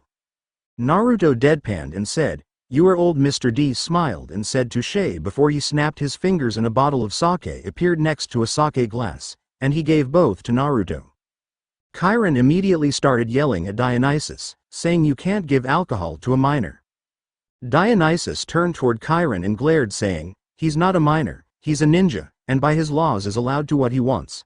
Besides, he can't get drunk anyways, and it's more like water to him. That left Chiron speechless. His eyebrows seemed to be permanently raised into his forehead, as were Grover's and Annabeth's. Chiron eventually recovered and turned toward Annabeth saying, Annabeth, would you go check on Naruto's bunk? We're putting him and Percy in cabin 11 for now. She nodded and turned to leave before Naruto said, thanks, but as long as you aren't expecting rain, I think I'll sleep outside. Then he turned toward Mr. D and said in Japanese, it's been a while since I've been able to sleep under the moon. I would really appreciate it if I were allowed to. Mr. D switched the conversation back to English and said, sure, go ahead and sleep outside. I think cabin 11 would appreciate not having to share more space. Then he quickly changed the conversation back to Japanese and said, though I think you want to pray to Artemis for permission. She might think you're a pervert or something if you don't. Naruto both blushed and paled at that thought. He knew through the old stories about what Artemis did to perverts. He was going to make certain he prayed to Artemis as soon as he could. Would you guys please stop switching languages? It's getting pretty annoying, Chiron said while rubbing his temples. Dionysus just huffed and laid back in his chair, while Naruto just scratched the back of his head and said, Gomen. Alright then, Annabeth, would you kindly show Naruto around camp, and then get back as soon as you can? I want you to be here as soon as you can be. Annabeth sighed and said, sure, anywhere in particular? Show him around the cabins, the mess hall, and to the forest, and then have him join in any activities that he wants. Annabeth nodded and started out the door with Naruto, leaving a stressed centaur in a foldable chair and a god arguing with the sky about how a kid could have alcohol but he couldn't. They made quick time to the cabins, not really talking unless they passed an important building, such as the strawberry fields or the barn house, which Naruto could have sworn had something moving in the attic of, but he said nothing. He was worried about Grover, who seemed really stressed out at the meeting, and Annabeth had her mind on other things. Finally they reached the cabins, and Annabeth explained the symbolism of each one. Naruto felt drawn to cabin 1 and 3, but didn't say anything. He also noticed that neither Hades nor Hestia had a cabin, and asked Annabeth about it. She responded by saying that Hades didn't have a cabin because the Olympians labeled him as an outcast, which Naruto scowled at, and Hestia was a virgin goddess that was mostly forgotten after she gave up her seed to Dionysus. Naruto was saddened that the Olympians forgot about their own family, but said nothing. After that, she showed him the mess hall and explained how to offer to the gods and what there was to eat. She also explained that there were basically infinite amounts of whatever it was that you wanted. This of course made Naruto's mouth water at the thought of eating continuous ramen. Finally, they stopped at the entrance to the forest. To anyone else, it may have seemed big, but to Naruto it actually seemed really small, or at least compared to Konoha's forests. Well, here we are, final stop on the tour of the camp. So what are you going to do now? Annabeth asked. Well, what's happening later? There's a sword fighting class in 15 minutes, which lasts until 11:45. Then there's a master's archery class at noon with Chiron instructing, and blacksmithing and other activities are day round. Cool. Well, I think I'll check out the sword fighting class. Thanks, Annabeth. Annabeth nodded and both went their separate ways, with Annabeth heading back toward the big house and Naruto heading to the training grounds. He got there just in time for the class to start. There wasn't any real teacher. It just seemed to be campers practicing against other campers. Naruto paired up with a kid named Luke, who was evidently the best sword fighter in the camp. So you're new here, huh? Well, allow me to show you the ropes. Luke said before he lunged at Naruto, who blocked the strike easily and replied, I already know my way around, I'm just looking for a challenge. And with that Naruto parried and began using some of his own katas. Within 5 minutes, the duel was over, with the blunt side of Naruto's blade resting on Luke's throat. You've got some skills, Luke, but I think that you need a bit more practice. Go again? He asked, offering his hand to Luke, who accepted it and said, thanks. How did you get that good anyways? Aren't you new here? Yeah, but I've been learning how to use a sword for a while now. At this point they both noticed the silence that had appeared, and looking around they found that every camper there was staring at them, or specifically, Naruto. Naruto smirked and said, "Well, I bet I can beat all of you. To sweeten the deal, I'll offer my sword to anyone who can beat me. But if I beat all of you, I get to be the teacher of this class and you all owe me a favor." Everyone, including Luke and the Aries kids, looked shocked at the blonde's declaration. "Are you sure, Naruto? You do realize that you just challenged everyone here, right?" "Yep, and no one's going to lay a scratch on me unless they come at me with the intent to kill. So shall we?" he asked with a smile. Luke and the rest of the campers smirked and Luke said, "Of course." Then everyone charged at Naruto. Over an hour later, and all of the campers had learned one thing. Don't bet against Naruto Uzumaki. All of the campers that had been in the class were on the ground, and most were moaning about the beating they got. The only ones still standing were Luke and some of the Aries campers, but they were all disarmed and had surrendered, albeit begrudgingly, to the blonde ninja. "Good match, everyone. Seeing as how I'm teaching this class from now on, I want us to meet daily starting in 2 weeks. Somehow, I have a feeling that something is going to happen later that is going to take up most of my time. In the meantime, I want you all to practice like you did today, though not all against one." The class just groaned, but acknowledged that the blonde should teach the class, seeing as how he just beat them into the ground. "Class dismissed," Naruto said before walking off to join the master archery class. When he got there, he saw a lot of what he recognized as Apollo kids and some others stringing bows and beginning to get into firing position. Chiron looked over at Naruto, who was picking up a box and a few arrows. Needless to say, he was surprised the blonde sword wielder. "Naruto, what are you doing here? This is a master archer class. Shouldn't you be off exploring the camp?" Naruto chuckled and said, "Nah, I already did that, and I just got done kicking the hell out of your swordsman class. Mind if I try my hand at shooting?" Chiron's eyebrows resumed their position on his forehead. He had expected the blonde to go to the swordsman class, but to beat them all and then go to an archery class? He half expected the kid to be able to make clones or control the wind by now. En muhahaha. "Alright Naruto, you get 5 shots. Do your best to hit the bull's eye and don't be disappointed if you miss." The archery class stepped back from the firing line, allowing him to step up and chose his target. He quickly drew his bow and knocked an arrow and steadied his breathing before releasing his 5 shots within a span of 5 seconds. All 5 hit dead center, with each arrow going through the next, and the last one going through the target and hitting the ground behind it. Needless to say, Chiron and the campers were shocked. No one had ever done that before, and on their first time no less. Chiron walked up shakily to the blonde and said, "Naruto, can you do that again?" "Sure," he replied, before being handed 5 new arrows and a further target, and just like before, all of the shots hit dead center. One of the campers whistled with envy and Chiron walked up to Naruto and said, "Well, I think I just found the new teacher for the archery class. Would you mind teaching it, Naruto?" Naruto smiled and said, "Sure, but can you keep teaching for the next week or 2? I have a feeling that something else is going to need my attention." Chiron grimaced and said, "Sure," before Naruto asked, "By the way, does the camp have any spearman class? If it does, I may just make a combined combat class out of the archery, swordsman, and spearman classes." Chiron, who by this point thought that the blonde was an enigma worthy of Daedalus himself, asked, "Yes, we do. Why do you say that you may just make a combined combat class?" Naruto smirked and said, "Because I already agreed to teach the swordsman class when I beat them, that's why." Chiron looked even more astonished at that, and began murmuring something about a new Alexander before a loud flushing noise was heard followed by something that sounded like the crashing of waves. "Well, sounds like Percy's awake. See y'all later, Chiron," Naruto said as he started sprinting toward the source of the noise. When he got there, he saw Percy and a girl he identified as Annabeth walking out of a destroyed bathroom looking at 3 girls sprawled in and covered by mud. "You're dead, new boy. You're totally dead," he heard one of the girls say. Naruto thought now might be a good time to show some of his powers, and threw a Hiroshin kunai in front of Percy's feet. Seconds later, he appeared where it stood with the kunai in his hand and said, "Care to repeat that?"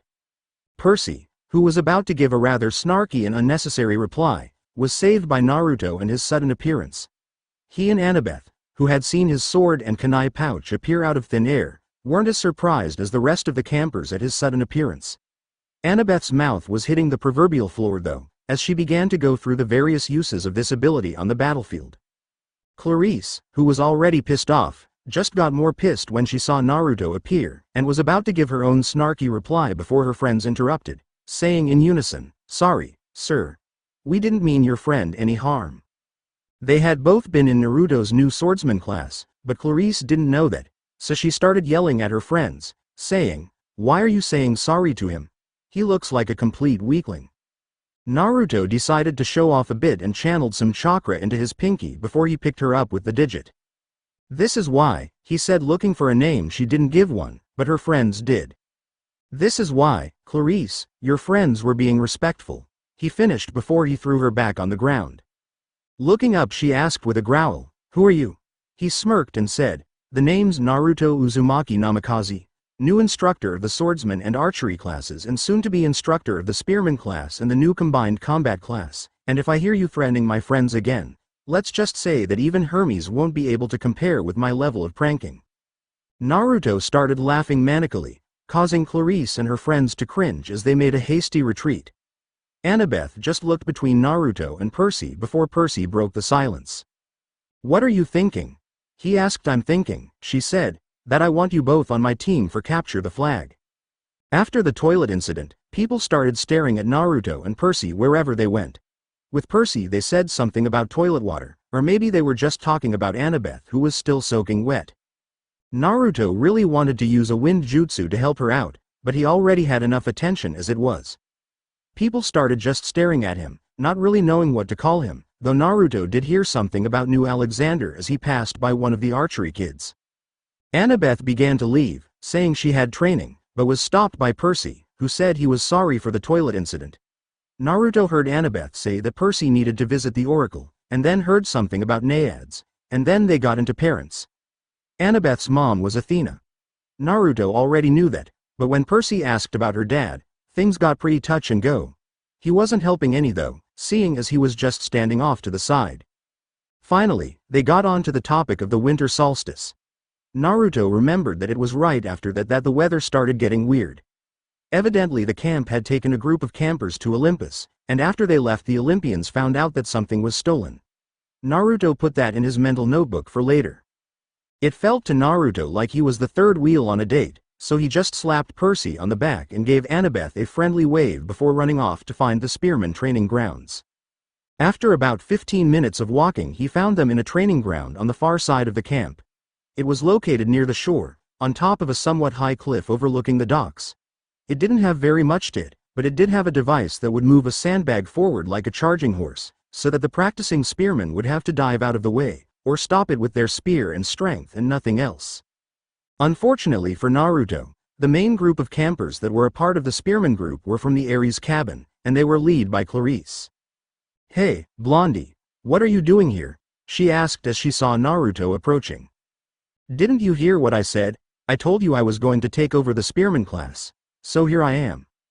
Clarice and her fellow campers scoffed at that. "Please, like a newbie, like you could take over this class. I mean, I can understand sword fighting and archery. Those guys are wimps, but do you really think you can take us on?" Naruto smirked and said, "All right, if I can beat your highest score on stopping the horse machine over there, do you guys agree to let me teach this class?" It was Clarice's turn to smirk as she said, "Sure, so what do you want to start at? 10 miles per hour? Naruto smiled and said, "Nah, I was thinking more along the lines of 40. The entire class, including Clarice, was shocked. That was 15 miles per hour less than the top speed on the machine, and 5 miles per hour higher than the highest speed. "All right, but don't come crying to me when the thing breaks every bone in your body," Clarice said as she handed Naruto a spear and shield. A camper quickly adjusted the speed of the device to match 40 miles per hour as Naruto got into the Anbarekaburu Boi stance that he learned from one of his father's scrolls. The camper behind the mechanism that controlled the machine counted down from 3. At 1, everyone blinked. As they opened their eyes, they all saw that Naruto was still standing exactly where he had been, but the sandbag had disconnected from the machine, and was impaled in the ground by Naruto's spear. Needless to say, they officially joined the cult of the high eyebrows. Clarice was the first one to recover from her shock. How the fuck did you do that? I've been here for years and the best I can do is 25. That record was set 15 years ago. Naruto smirked again and said, well, if you want to find out, you're just going to have to join my class, won't you? Clarice stammered a bit as she looked for a decent comeback, but after a few seconds of silence she gave up. All right, fine, you can teach the class, she said defeated. Naruto smiled and then went into teacher mode. Well, I'll start teaching this class in 2 weeks, but I do want you guys to work on something before I start. It's the beginning stances of the stance I took to stop the sandbag thing. He took out a scroll from his pocket and handed it to Clarice. If any of you manage to master the basic stance that I'm going to show you, then take a look at that scroll for some advanced stances. I also want you to start working on your swordsmanship. Why would we work on swordsmanship? Isn't this only a class for spearmen? An Ares camper in the back asked. Good question. Let me ask you this. Let's say that you're in battle and your spear breaks or gets stuck. If that happened, you would be left with your shield and any sword you had on you. If you don't know how to use your secondary weapon, you could very well die, and I don't think anyone wants that. The class nodded in understanding before Clarice asked, so what's this stance that you wanted to show us? The stance is called Anbarekaburu Boi, or the unbreakable defense. In order to utilize it to its fullest, you need to focus on balance, leg strength, and abdominal strength, as well as a bit of willpower. In this particular stance, you let your legs' arms act as shock absorbers, sending it down to your core and your feet. Alright, so how are we going to strengthen ourselves? Clarice asked. By stopping that thing with your bare hands, of course, Naruto replied with a smile. An hour later, Naruto left a battered and bruised spearman class, telling them he expected everyone to be up to at least 8 miles per hour by the time the class started in full. The only response he got was glares and a few cuss words, but everyone was going to do it. He still had a few hours until dinner, so he decided he was going to go and find a place to set up shop for the night. He wandered around for a few hours, looking for something that he just couldn't put his finger on. After about half an hour of wandering around the forest, he found what he was looking for. It was a small clearing in the middle of some really tall fir trees. It was between 2 large hills, but only had a small stream running through it. One of the hills had been degraded to the point where there was a small cliff face created by the stream, but the other hill had a gradual slope, so the stream ran along the cliff. There was a natural barrier created by the forest. The underbrush was thick to the point where the only way to get in without getting lost was either to follow the stream or the path that Naruto had followed. Naruto smiled and wandered around the clearing for a bit before he stopped in the dead center. It was at the top of the cliff face overlooking the stream, with a good view of Long Island Sound. Making a few hand signs, he turned toward where he entered from before. He whispered, Doden. Tosei no Kiro. Immediately after he called the jutsu, a small stone path rose along where he had walked to the borders of what he considered to be the battlegrounds for Capture the Flag. As Annabeth had explained it, the entire forest was open game, but most times the game stayed within a certain area, unless the hunters of Artemis were visiting. Turning around again to the slope of the hill with the cliff face, he said, Doden. Sekachu no Tanjo. When he finished that, some stone pillars rose out of the ground, marking his future training grounds. Turning to the sloped hill, he made some more hand signs before saying, Doden. Kenja no Miyotoshi. This time, a single pillar rose above the tree line, with what looked to be a ladder leading up to the top. He quickly left the spot where he was standing and made his way to the top of the watchtower. He faced back to where he was standing and made a final set of hand signs before saying, Doden. Akaraporisu no Tanjo. As soon as he finished, ground started rumbling, shaking everything within a mile radius. The rumbling stopped, but nothing happened, leading Naruto to wonder if he had done the jutsu correctly. He was about to try it again before the ground rumbled for a second time. This time, he wasn't ready, and fell onto his back. When he stood up, his eyes almost popped out of his head. The area where he had cast the jutsu was replaced by marble columns about 15 feet high supporting a big roof. Naruto quickly jumped down from his watchtower and ran over to his new home. The front pathway looked like something that you would see in a movie. It was stone, surrounded on either side by cypress trees that had suddenly appeared there. In front of the building, There was a fountain that was modeled after the 12 Olympians sitting in a circle, with a mist jet in the middle of them pouring mist into the air. Naruto ran to the front of the building to find that there wasn't an actual entrance, but rather the columns acted as an entryway by themselves. The inside of the building was beautiful. There wasn't anything like a cabin about it, seeing as it looked like a giant garden. The garden was being constantly rained on by clouds created by misters and a few air currents that flowed through the roof. The roof itself was made of glass, but seemed to have its own seasons, as right now it looked like it was fall. There were trees all around the garden that stretched to the roof, and they all seemed to be cared for by some invisible force. The garden itself was separated into 5 pieces by 5 marble paths. Those paths met at something that looked like an Odeon, only it was completely circular and had leather seats, kind of like a fancy movie theater.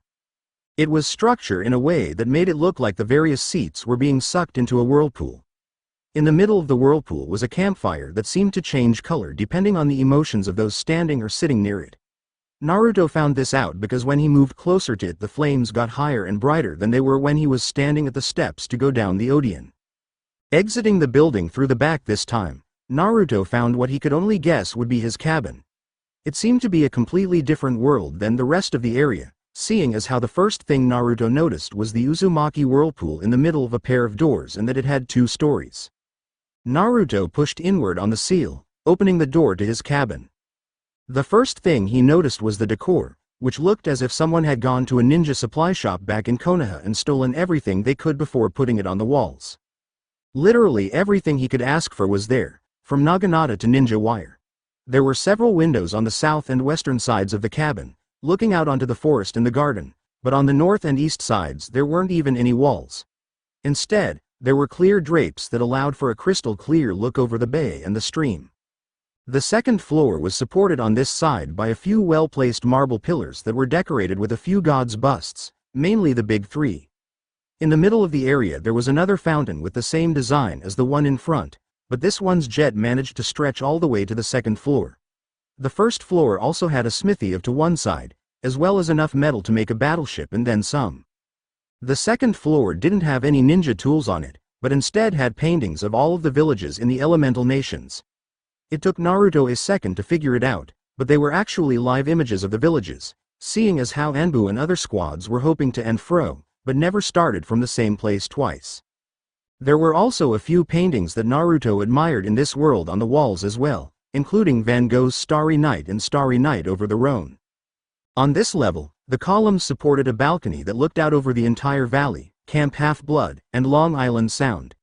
In the middle of the balcony was a king-sized bed that was surrounded by orange silk drapes, but only had a frame to support them. Next to it was a standalone wardrobe with some new clothes, including a cloak like the one that Naruto had seen himself wearing in the future.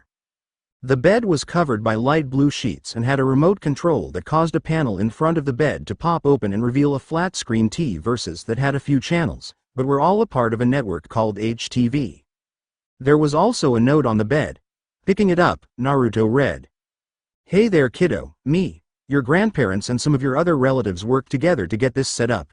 Hope you enjoy. Love Dad PS. Don't worry about Artie thinking you're a pervert. She's fine with it, and might I say a little embarrassed. PPS. I dealt with the debts those guys owed you myself. Your yacht is in the docks at camp and your cars. Well, I'll wait until you can drive for those. In addition, all profits from your apartment complex and shop are going to your bank account. Nice going, but please don't gamble Dionysus. If he loses, he'll probably turn you into a fox or something." Naruto set the note down with a smile, not even noticing it was in Greek, before he crashed onto his new bed and gave a quick, "Thanks Dad," before he fell asleep. A few hours later, Naruto woke up to the blaring of a really loud conch horn from camp. He got up quickly and changed into the cloak, which had 9 fox tails stretching from the back to envelope the entire thing, with one tail going up the length of Naruto's spine. He quickly ran to the start of his path and cast 2 more Just You, Kaden, Ayan no Hano and Sweden. Inochi no Mizu, which created 2 black flames burning inside of 2 earthen pagoda lamps and 2 small streams alongside the pathway before he threw a kunai toward the commons.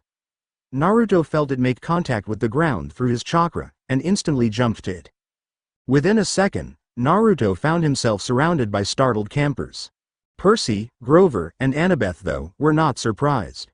"Hey dude," Percy called out, "where have you been all day? I thought that you would be staying with Cabin 11. Nah, they looked too crowded as is. Besides, I don't want them to know all of my pranking tricks."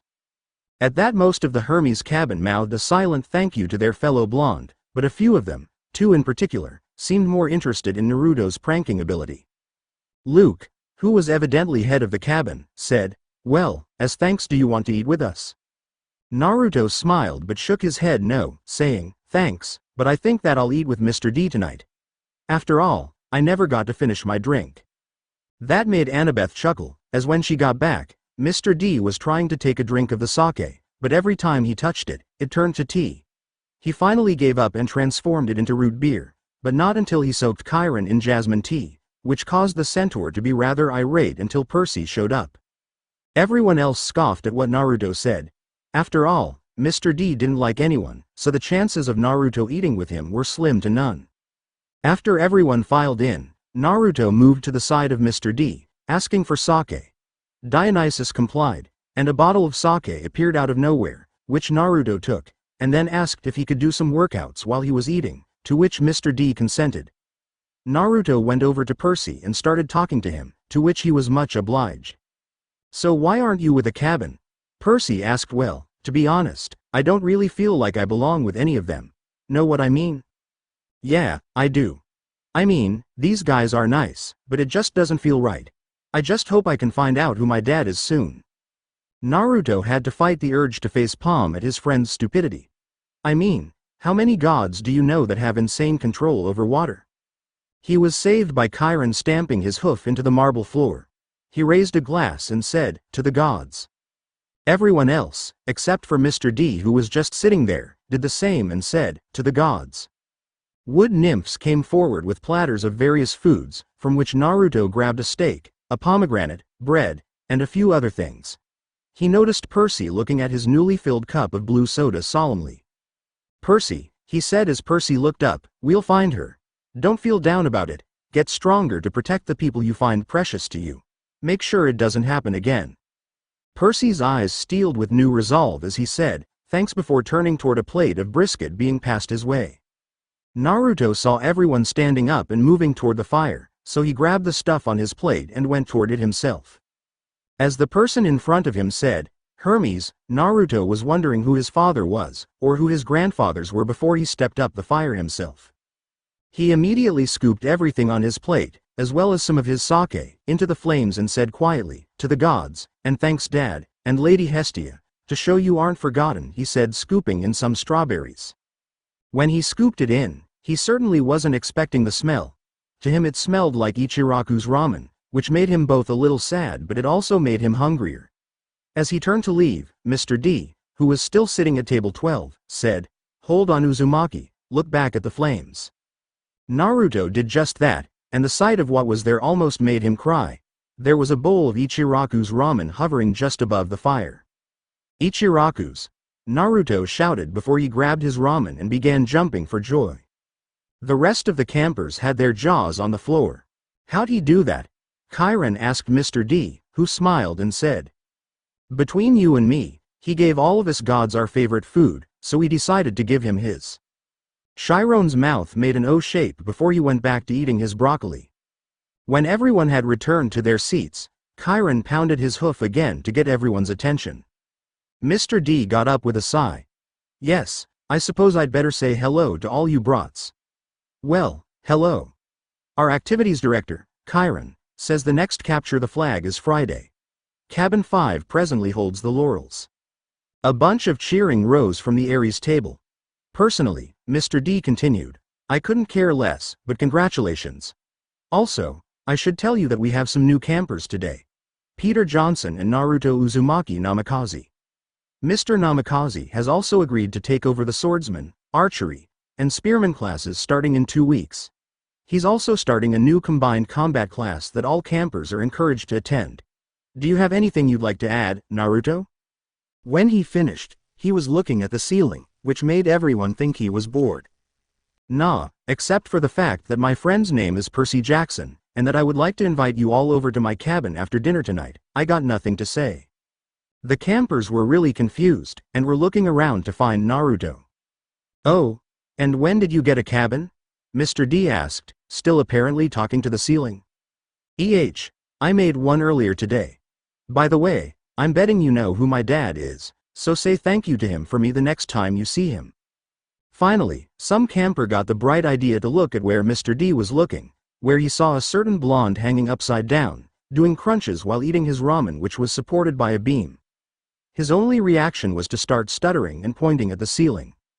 Everyone looked at the ceiling, expecting to see a spider or something, but instead seeing Naruto.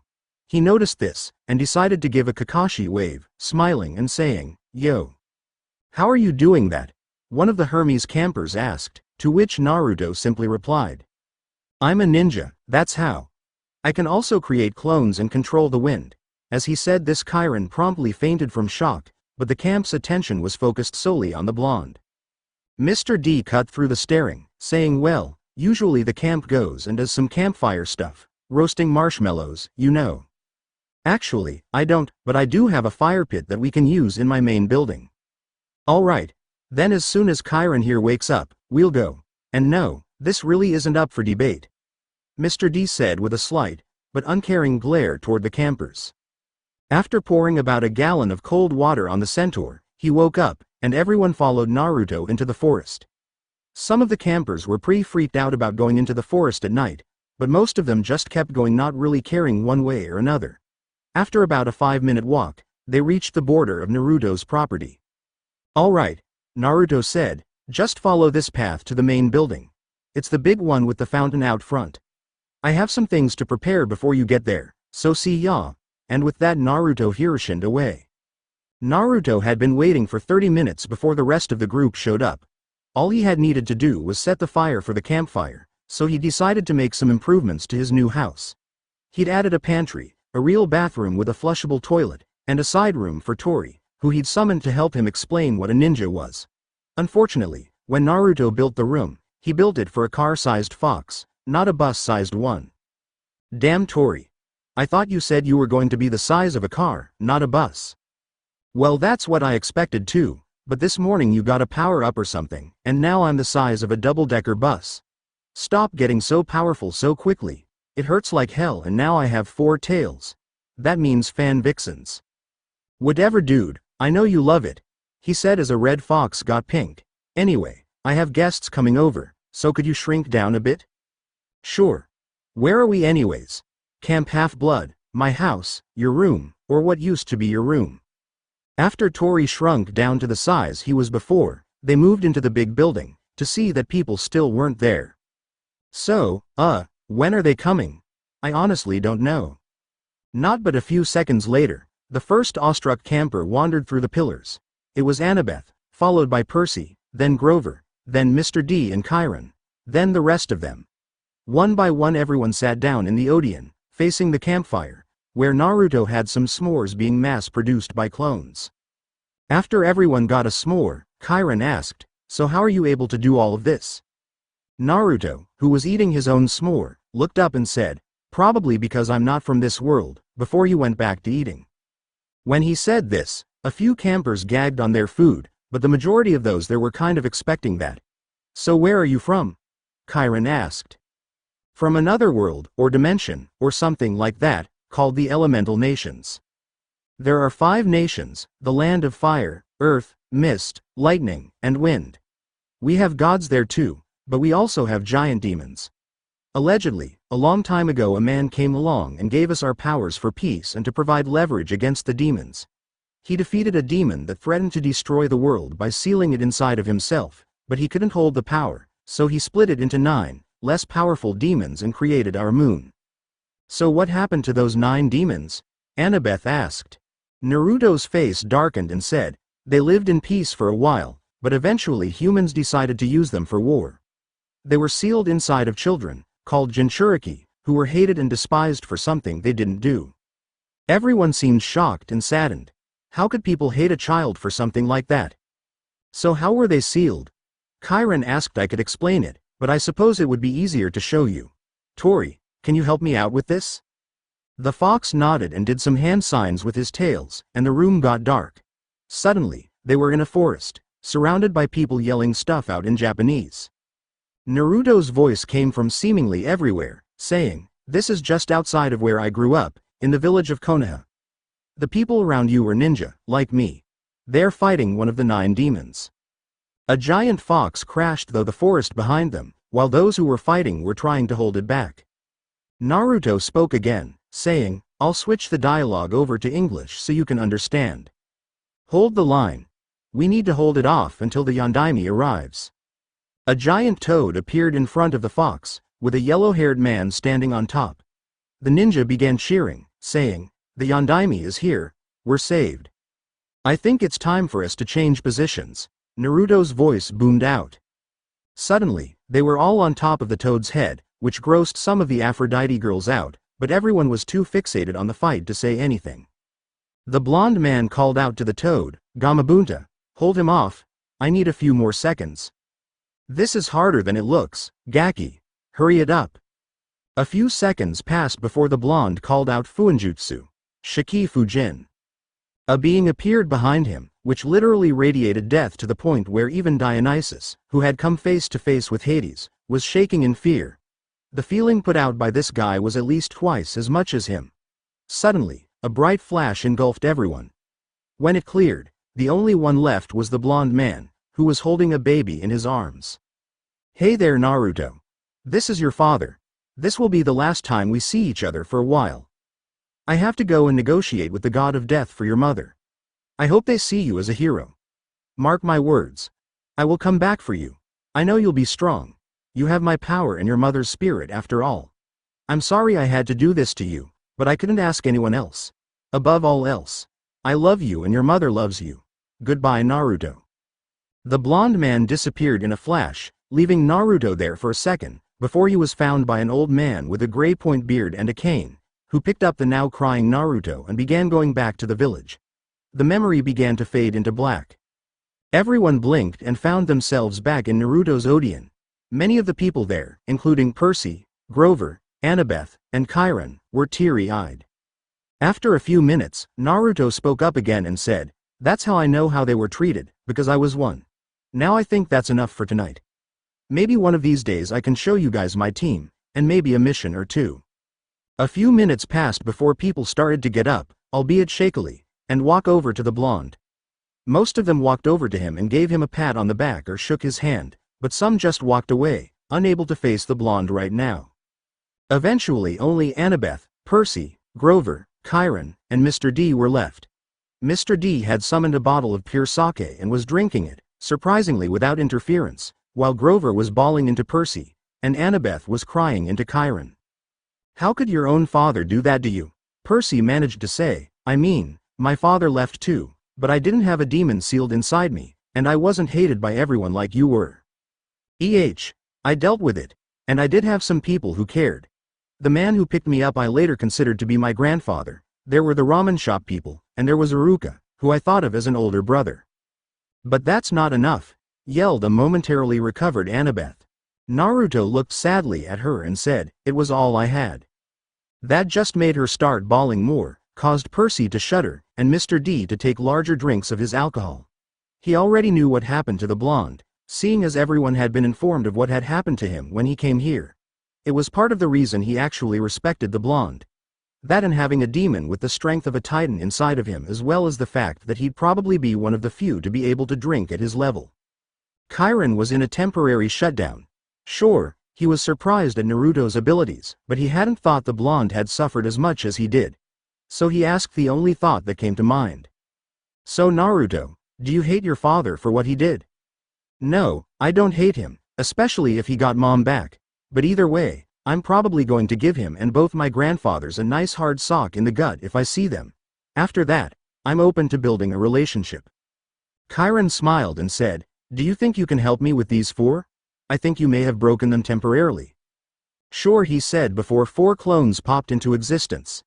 "Take Percy and Annabeth back to their cabins, help Chiron with Grover, and get Mr. D to the big house."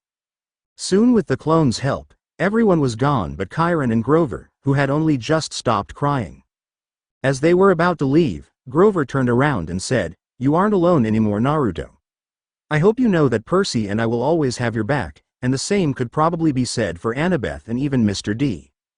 That last part came out rather oddly for the young satyr, but nonetheless, Naruto smiled and said, "Thanks G-Man. I know. Now off to bed." Grover gave a mock salute, and then ran after Chiron and the clone accompanying them. As soon as they were out of sight, Naruto plopped down next on a leather seat next to a now dog-sized Tori. "Do you think I did the right thing, Tori?" "Yeah, my opinion is that the sooner you got that over with, the better." "Thanks. What do you think, Kura? Although I'm glad you got it out of the way, it doesn't help but bring up bad memories for me." "I know, but to take your mind off of it you want to help me train?" "Sure, but you need to get to sleep first, dork." "Oh, right, hee. Come on Tori, off to bed." "But I just got here," Tori pouted. "And that genjutsu you didn't take anything out of you?" "All right," he grumbled, "but I want rabbit stew one of these days." Naruto chuckled and put it on his mental to-do list before he went to bed after an exhausting day. For the next few days, Naruto began to get more at ease with how things worked at the camp. Each morning, he took Greek with Percy from Annabeth. He quickly discovered that he could read Greek pretty well, but in writing the language he had trouble with. He frequently slipped back into kanji, or made a mistake on a letter that turned it into Latin, which both Annabeth and Chiron seemed pretty irked about. After that, he'd pretty much hang out with Percy all day. For some reason, Grover wasn't around very much and Annabeth was teaching Greek, so he decided to just see what Percy was doing. Besides, he was fun to hang around. The first place they went was with Chiron to the archery range. While Percy was attempting to shoot, Naruto visited with the archers, and found out that many of them had no hand-to-hand skills whatsoever, something that Naruto said he would change as soon as he started teaching. He would have asked a few more questions, but stopped when an arrow sailed past his ear and into the helmet of one of the campers. Next, he followed Percy to the track, only to see him get floored by the wood nymphs. Of course, everyone else did too, but Percy took it rather hard. No one bothered asking if Naruto could match their speed or participate. It was the general consensus of everyone there that if you could practically teleport anywhere you wanted, you were probably the fastest person in camp. Percy tried out wrestling next, but was quickly trounced by Clarice, who decided to beat some of her frustrations out on the black-haired teen. When Naruto was asked if he was going to participate, he laughed for a minute and said, "I'm more of the, I'm going to beat you up with my bare hands kind of guy." No one really looked shocked at that, seeing as how Naruto was a ninja, and from what they saw of his world, was probably trained in at least one form of unarmed combat. Percy, by this point, was starting to seem down, until Naruto suggested he try canoeing. Percy still looked down, but decided he might as well try it. In a small canoe race, someone from each cabin tried to paddle from one end of the camp's bay to Naruto's new yacht and back. Percy had won by a landslide, with Naruto coming in a close second, and Clarice coming in third. It may not have been what everyone was expecting, but it made Percy feel better, and so after he won, Naruto invited him over to his yacht for a bite to eat and a drink. He also had a second goal to this though, as all the camp counselors were watching over the two, trying to figure out who their parents were. For Naruto, it was pretty obvious as to Percy's dad was. I mean, who else is good on a boat and is able to make bathrooms blow up with water? For himself though, he had no idea. He was good at any challenge that was put before him, whether it was smithing or archery, except for reading. Especially reading and writing a response. For some reason, he hated writing, as if his DNA had done it for centuries or something and got tired of it. Maybe that's what old man Sarutobi was talking about when he was cussing out paperwork in his office. A few days had passed like this. On Thursday, he followed Percy to the sword fighting lesson. He still hadn't taken over the class, so Luke was still teaching it. "Hey Percy, Naruto. Good to see ya," Luke shouted as they were approaching. The two teens in question just waved to Luke, who went back to showing the class how to make a successful right-hand strike. Naruto created a clone and went off to practice on his personal dummy, which was made of metal. Naruto didn't tell anyone why he was doing this, but many assumed that he was actually trying to cut through it. Most didn't believe that he could, but in one of his training sessions with Kura and Reime, they both mentioned that the sword could cut through metal, but only if the wielder was strong enough to use it. He asked them if they meant physical strength, to which they nodded no, but said nothing further on the matter except that he'd have to figure it out himself. After a while, Naruto noticed that he hadn't made any progress on cutting through it, so sighed and sheathed his sword before turning back to the class. By this point, they'd all paired up and were about to begin sparring. Naruto quickly hopped over to them, and noticed that they were all looking to Luke to begin. He was paired up with Percy, who looked somewhat nervous at fighting the swordsman. Luke, however, said nothing, and instead looked at Naruto for the go-ahead. Naruto quickly climbed to the top of a small post that had an excellent view of the training area before he said begin. Immediately, everyone went into action against their opponent. Naruto looked over everyone at least once, but kept most of his focus on Percy and Luke. Naruto had seen some of what Percy could do, and decided to see if Percy could do it again. By the time he called a break, Percy still hadn't, although he had provided some comedic relief when he got bopped on the head for keeping his guard and stance too low. As everyone went over to the drink cooler, Naruto approached Luke and asked him if he could do what he normally did after that little spar. Luke nodded, before yelling at everyone, "Okay, everyone circle up." Everyone quickly formed into a circle surrounding Naruto and Luke. Naruto nodded at Luke, who then said, "If Percy doesn't mind, I want to give you a little demo." The Hermes guys were suppressing smiles. Naruto figured they'd been in Percy's shoes before and couldn't wait to see how Luke used him for a punching bag. After conversing quietly with Naruto, Luke told everybody he was going to demonstrate a disarming technique. How to twist the enemy's blade with the flat of your own sword so that he had no choice but to drop his weapon. "This is difficult," he stressed. "I've had it used against me." No laughing at Percy, now. Most swordsmen have to work years to master this technique. He glanced at Naruto and said, "Although some guys get lucky and get it from the start." Everyone couldn't help but chuckle at the face Naruto made. It wasn't because they thought he got lucky, it was because Naruto had soundly beaten them all into the dirt on his first try. After everyone had finished laughing, he demonstrated the move on Percy in slow motion.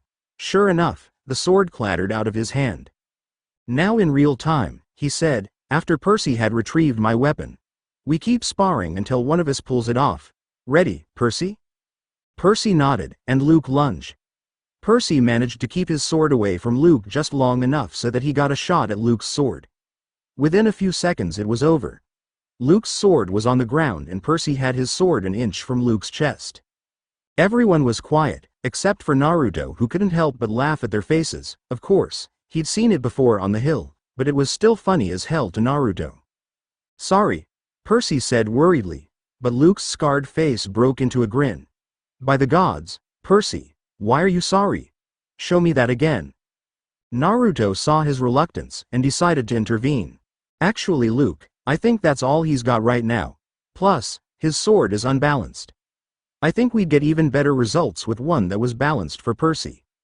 Luke nodded, before asking Naruto if he would demonstrate again. "Sure, but do you really want your ass kicked again?" Luke smirked and said, "You just had beginner's luck, that's all. I'll show you what a real swordsman is." Luke charged, and within 30 seconds it was all over. Naruto parried Luke's strike while getting in close and using the blunt side to do what Luke had described. This time though, the sword flew into the air, only to be caught by Naruto, who then twirled around in midair and landed with the swords crisscrossed across Luke's neck.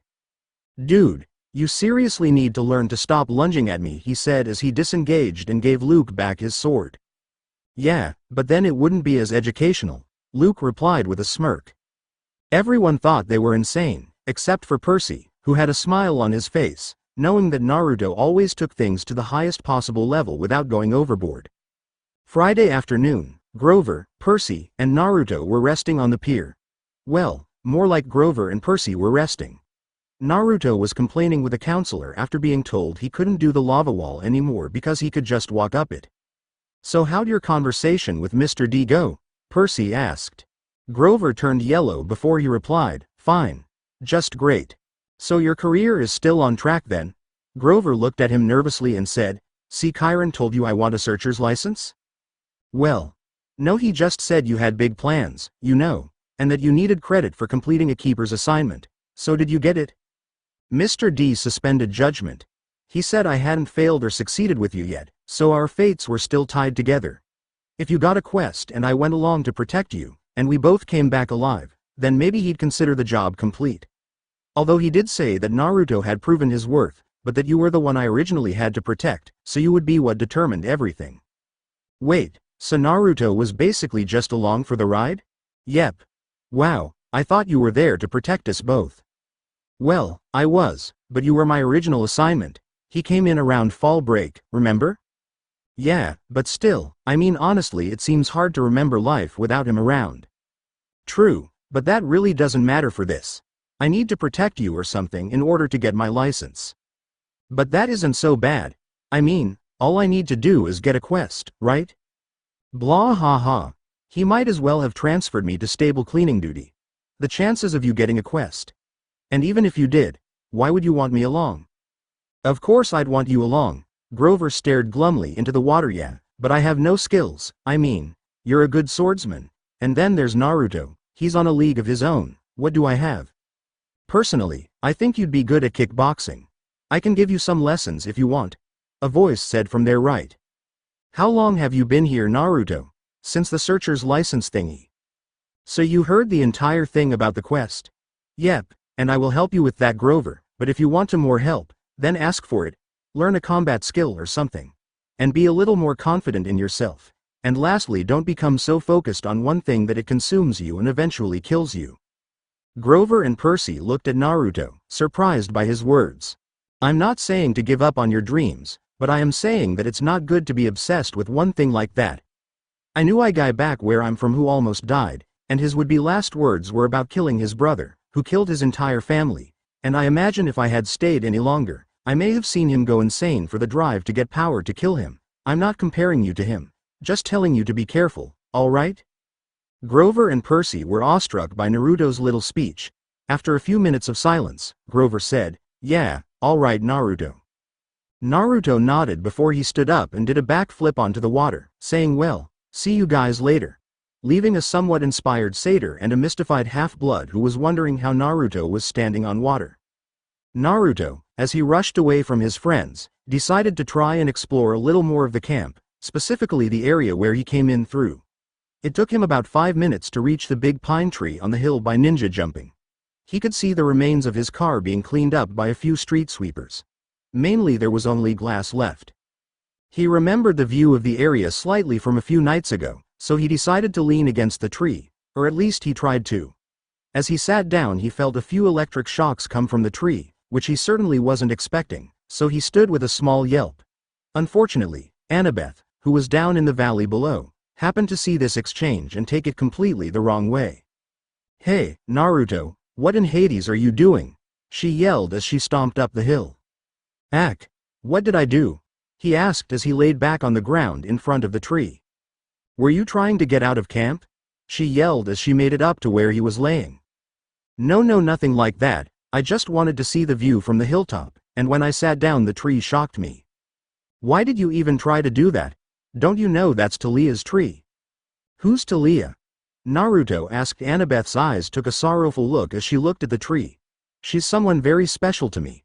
She got turned into a tree by her father when she almost died protecting me and Luke from an army of monsters. Oh, I'm sorry. No, it's fine. She gave a slight smile as she said, you know if you asked her, she'd probably let you sit there. Alright, I'll try that. Sorry for startling you, Annabeth. No problem, but you'd better be ready to fight later. I'm not losing tonight, she said with a confident smirk as she turned and started to go back down the hill. Naruto smiled at his new friend's antics and made his way back to the tree. When he reached it he said kind of awkwardly, sorry about earlier. Name's Naruto Uzumaki Namikaze, son of unknown. If you let me sit here, I'll come up here every time I can and tell you what's going on, alright? He honestly didn't expect any kind of reply, so he just sat down, without getting shocked this time, and began to tell Talia's tree about himself. Minutes turned into hours, and soon enough it was getting dark. The conch horn blew signaling dinner. Well, it's time for me to go, Talia. I'll be back tomorrow, okay? He got a slight shock on his backside, urging him to stand up. Yeah, alright, I get it. I'll still be back tomorrow. He made quick time to the dining hall, sitting with the Athena cabin to discuss strategy and thank Annabeth for what she suggested earlier. Dinner passed by quickly, and soon enough it was time for capture the flag. When the plates were cleared away, the conch horn sounded and all the campers stood at their tables. Campers yelled and cheered as Annabeth and two of her siblings ran into the pavilion carrying a silk banner. It was about 10 feet long, glistening gray, with a painting of a barn owl above an olive tree. From the opposite side of the pavilion, Clarice and her buddies ran in with another banner, of identical size, but gaudy red, painted with a bloody spear and a boar's head. And those would be the flags, Naruto thought out loud. The teams were announced. Athena had made an alliance with Apollo and Hermes, the two biggest cabins, as well as Naruto, who was a cabin by himself, or at least owner of the new Odeon. Apparently, privileges had been traded: shower times, chore schedules, the best slots for activities in order to win support. Ares had allied themselves with everybody else: Dionysus, Demeter, Aphrodite, and Hephaestus. From what Naruto had seen, Dionysus's kids were actually good athletes, but there were only 2 of them. Demeter's kids had the edge with nature skills and outdoor stuff, but they weren't very aggressive. Aphrodite's sons and daughters Naruto wasn't too worried about. They mostly sat out every activity and checked their reflections in the lake and did their hair and gossiped. Hephaestus's kids weren't pretty, and there were only 4 of them, but they were big and burly from working in the metal shop all day. They might be a problem, Naruto noted mentally. That, of course, left Ares's cabin. A dozen of the biggest, ugliest, meanest kids on Long Island, or anywhere else on the planet. Naruto smirked. Oh, this will be fun. Chiron hammered his hoof on the marble. Heroes, he announced. You know the rules. The creek is the boundary line. The entire forest is fair game, except for Naruto's area. All magic items are allowed. The banner must be prominently displayed, and have no more than 2 guards. Prisoners may be disarmed, but may not be bound or gagged. No killing or maiming is allowed. I will serve as referee and battlefield medic. Arm yourselves. He spread his hands, and the tables were suddenly covered with equipment: helmets, bronze swords, spears, oxhide shields coated in metal.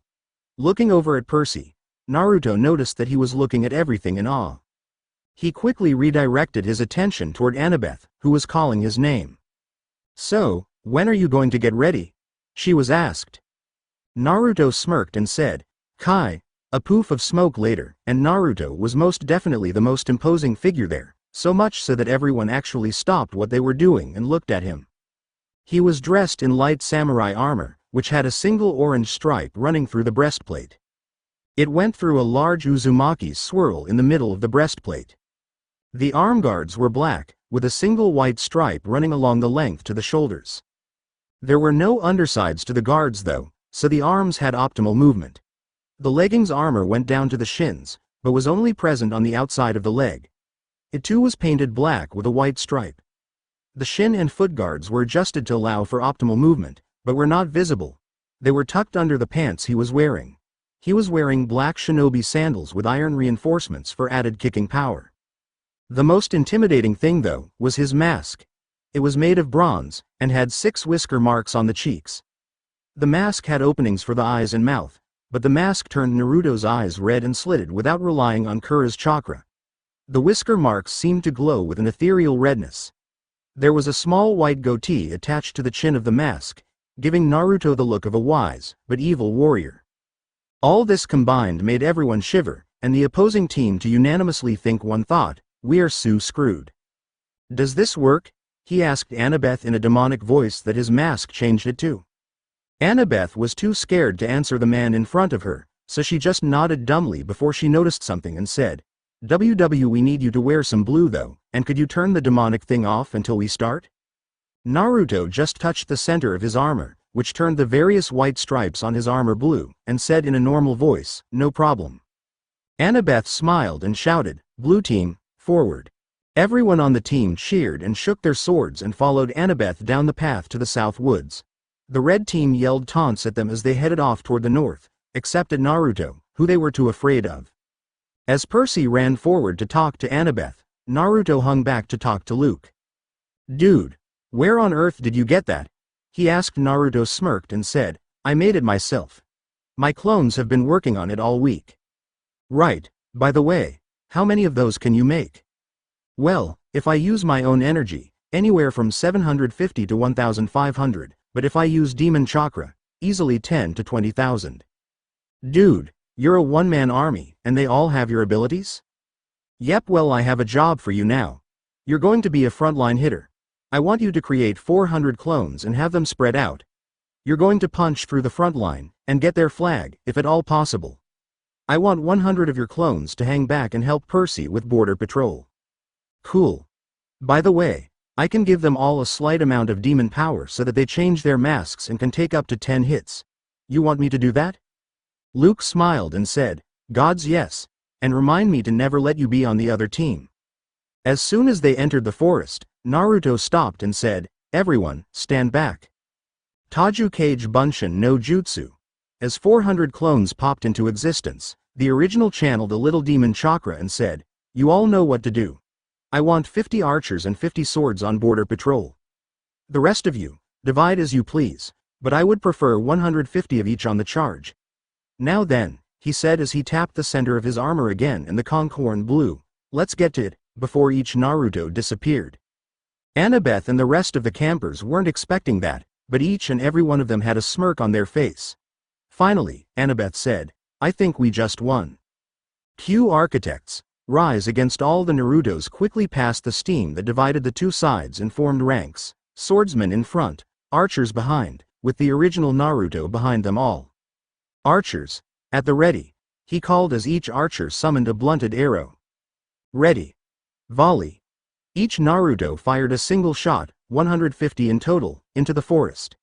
Several arrows hit their marks, each marked by an easily distinguishable metallic noise. Ready swords.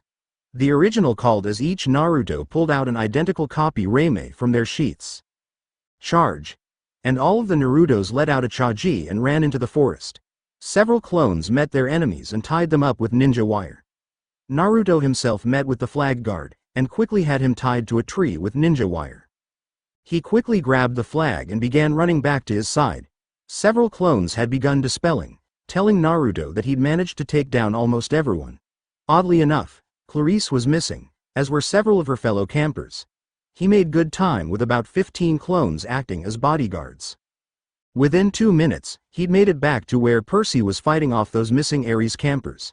He looked worse for wear, more than likely he had been being soundly beaten before he stepped in the water.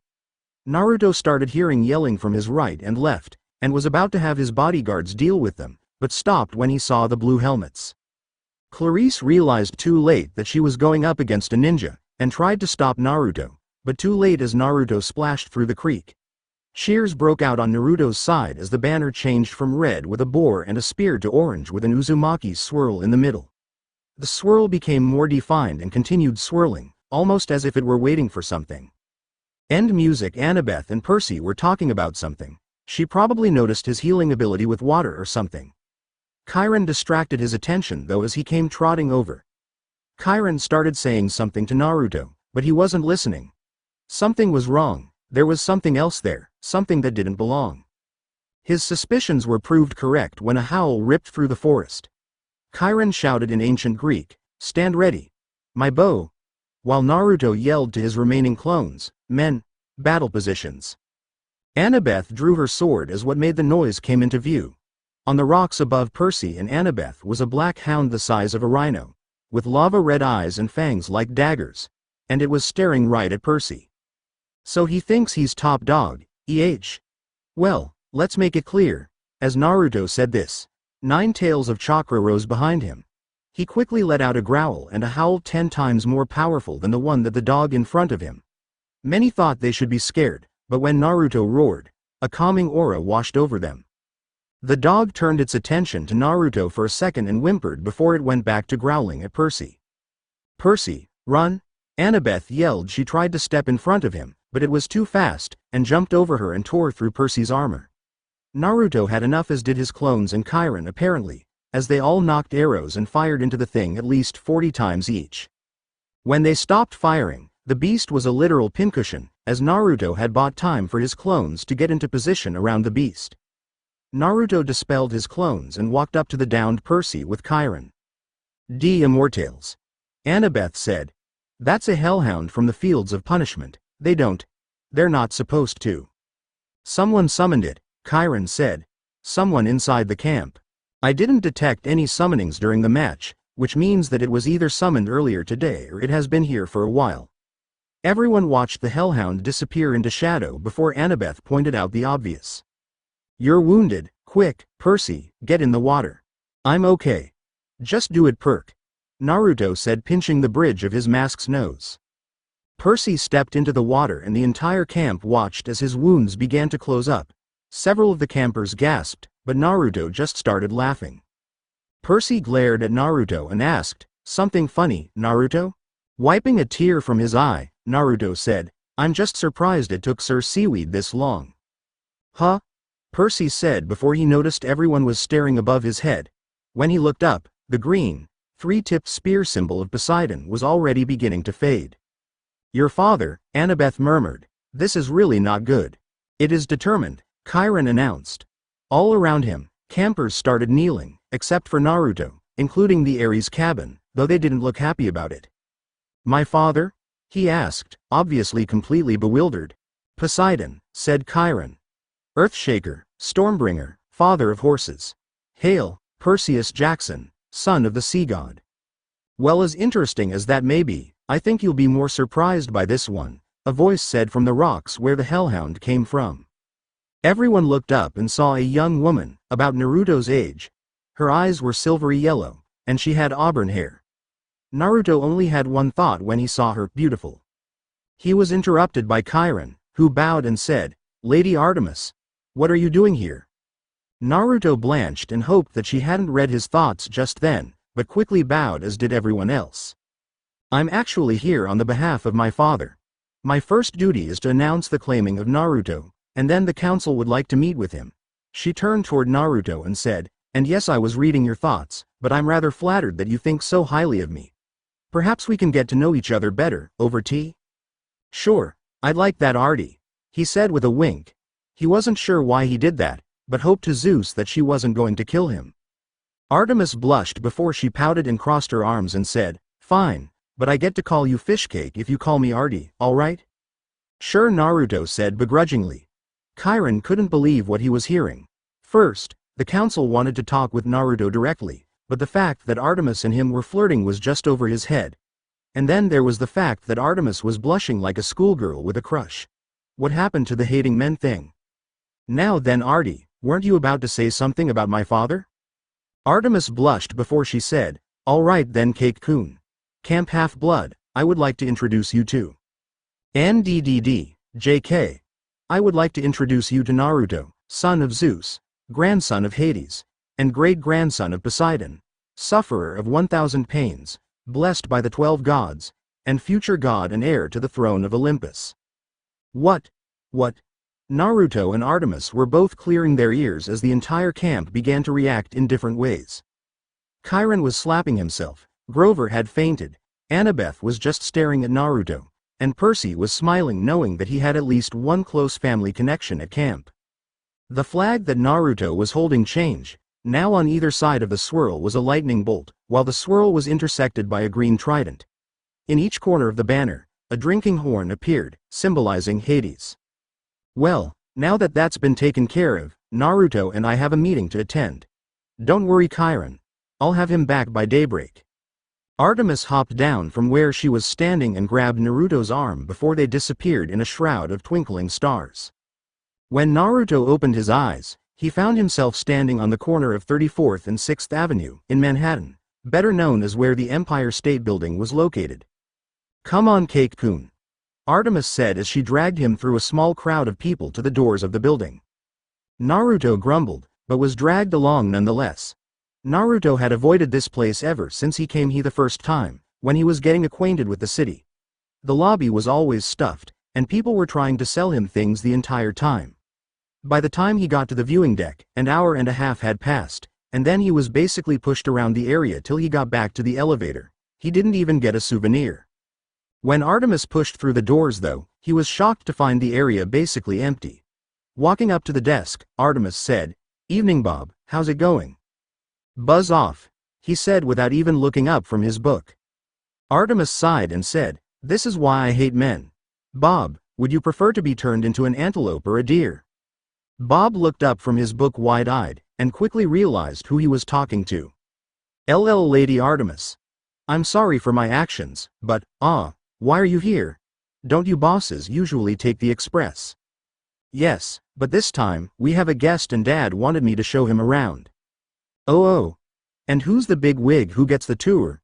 Naruto stepped up and said, Name's Naruto Uzumaki Namikaze, nice to meet you. Bob shook Naruto's offered hand before paling and saying, Wait a minute, did you say Uzumaki? As in, Kushina Uzumaki, second wife of Zeus? Yep, that's my mom. Bob just paled even more and gave Naruto a small keycard before he crumpled into his desk, crying something about murder, and, I'm so dead. Naruto's sweat dropped and said thank you before rushing off to where Artemis was standing, next to one of the office elevators. So what do I do now? Naruto asked. Just put that card into the security slot, Artemis said. So he did as he was told, and as the card disappeared, a new button labeled 600 appeared. Naruto pressed it and the elevator lurched into motion. I'll Be by Edwin McCain started playing, which made it a little awkward in the elevator. So your guy's security guard is named Bob? Yep. Cool. After what seemed like an eternity, the elevator dinged and the doors slid open. He stepped out onto a narrow stone walkway which seemed to be hovering in the air. Below them was Manhattan, from the height of an airplane. In front of them were white marble steps wound up the spine of a cloud, into the sky. Following the stairway to its end, there rose the decapitated peak of a mountain, its summit covered with snow. Clinging to the mountainside were dozens of multi-leveled palaces, a city of mansions, all with white columned porticos, gilded terraces, and bronze braziers glowing with 1,000 fires. Roads wound crazily up to the peak, where the largest palace gleamed against the snow. Precariously perched gardens bloomed with olive trees and rosebushes. Naruto could make out an open-air market filled with colorful tents, a stone amphitheater built on one side of the mountain, a hippodrome and a coliseum on the other. It was an ancient Greek city, except it wasn't in ruins. It was new, and clean, and colorful, the way Athens must have looked 2,500 years ago. Wow, was the only thing that Naruto could say. Naruto passed through Olympus in a daze. Things were being sold and bought, lesser gods laughed and drank wine, and muses were playing next to fountains or in parks. Whenever Naruto passed anyone though, they would stop what they were doing and bow, which Naruto didn't particularly like, but accepted it as necessary.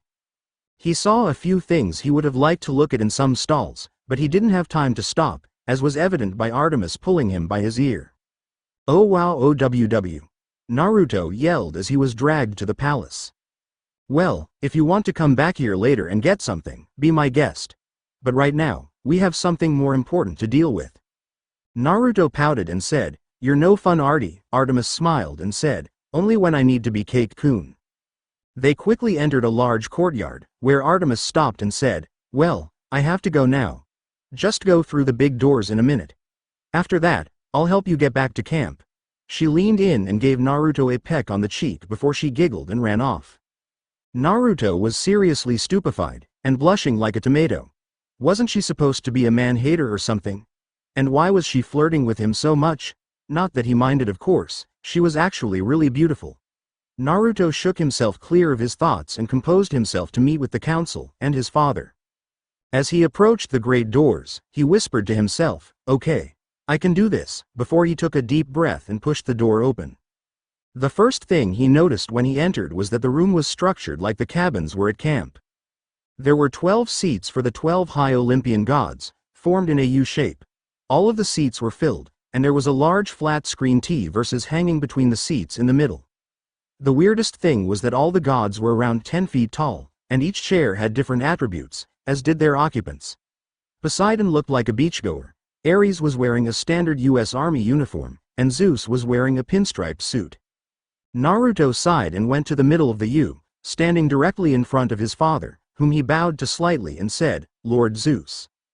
Zeus seemed saddened by what he said, and stepping down from his chair, said, Why do you not address me as your father? Do you feel hatred toward me for what I did? He asked the last part softly and just barely above a whisper, but the hall they were in amplified it.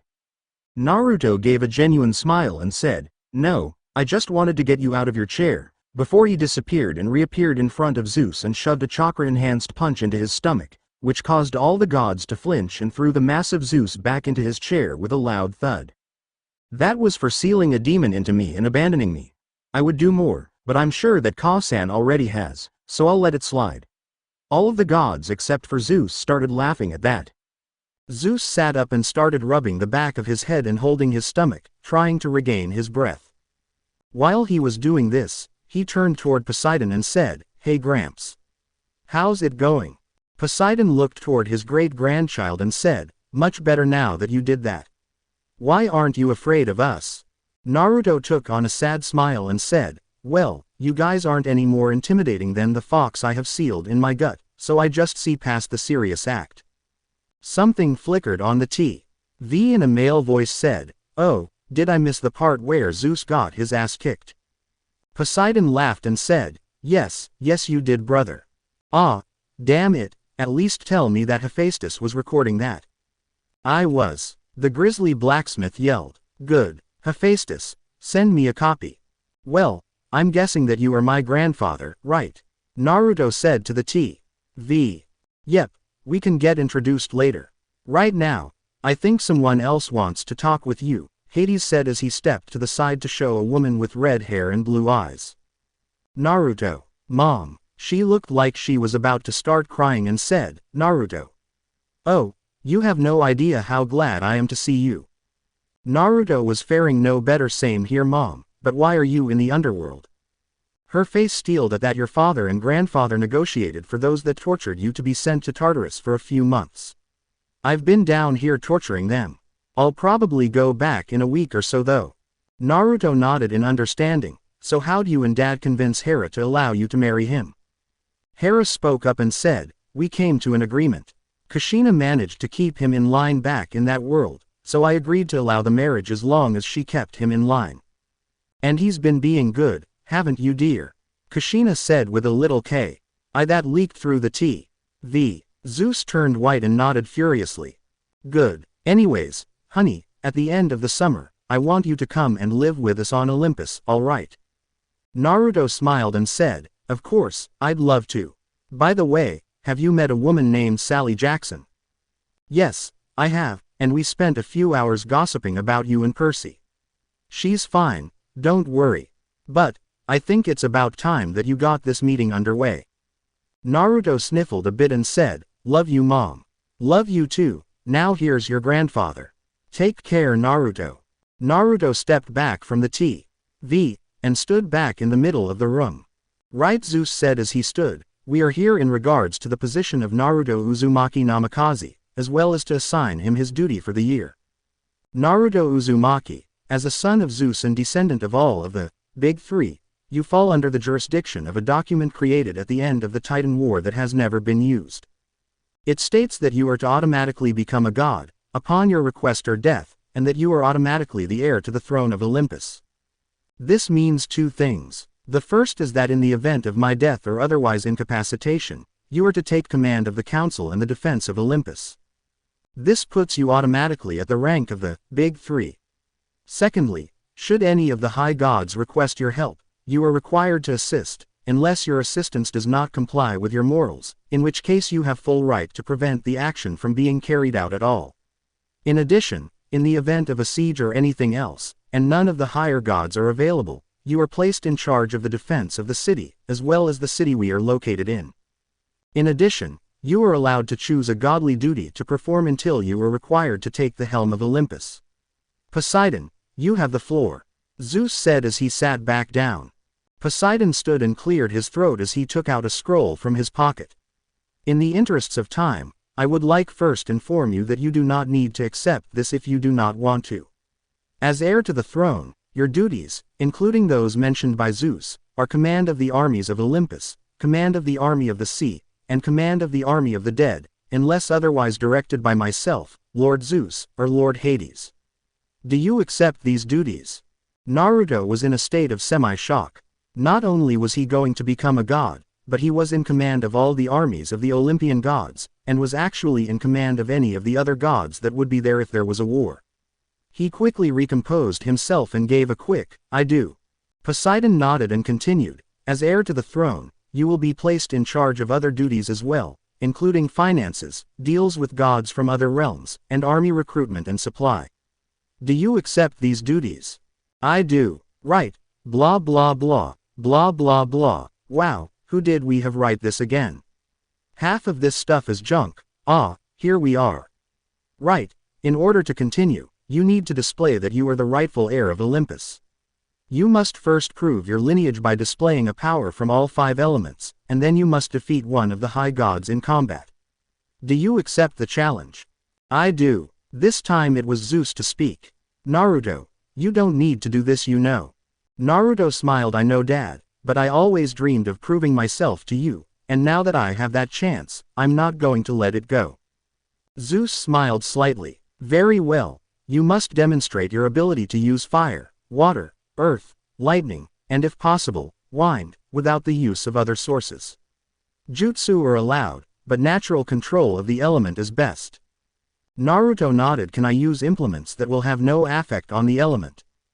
Zeus nodded again. So what do you need? Naruto's fact took a questioning look for a second, before he said, I need a target for archery, some water, my bow, some earth, and that's it. Zeus smiled and nodded before he clapped, and all the necessary materials appeared in the middle of the room. The first thing that Naruto did was to set up the target and aim his bow.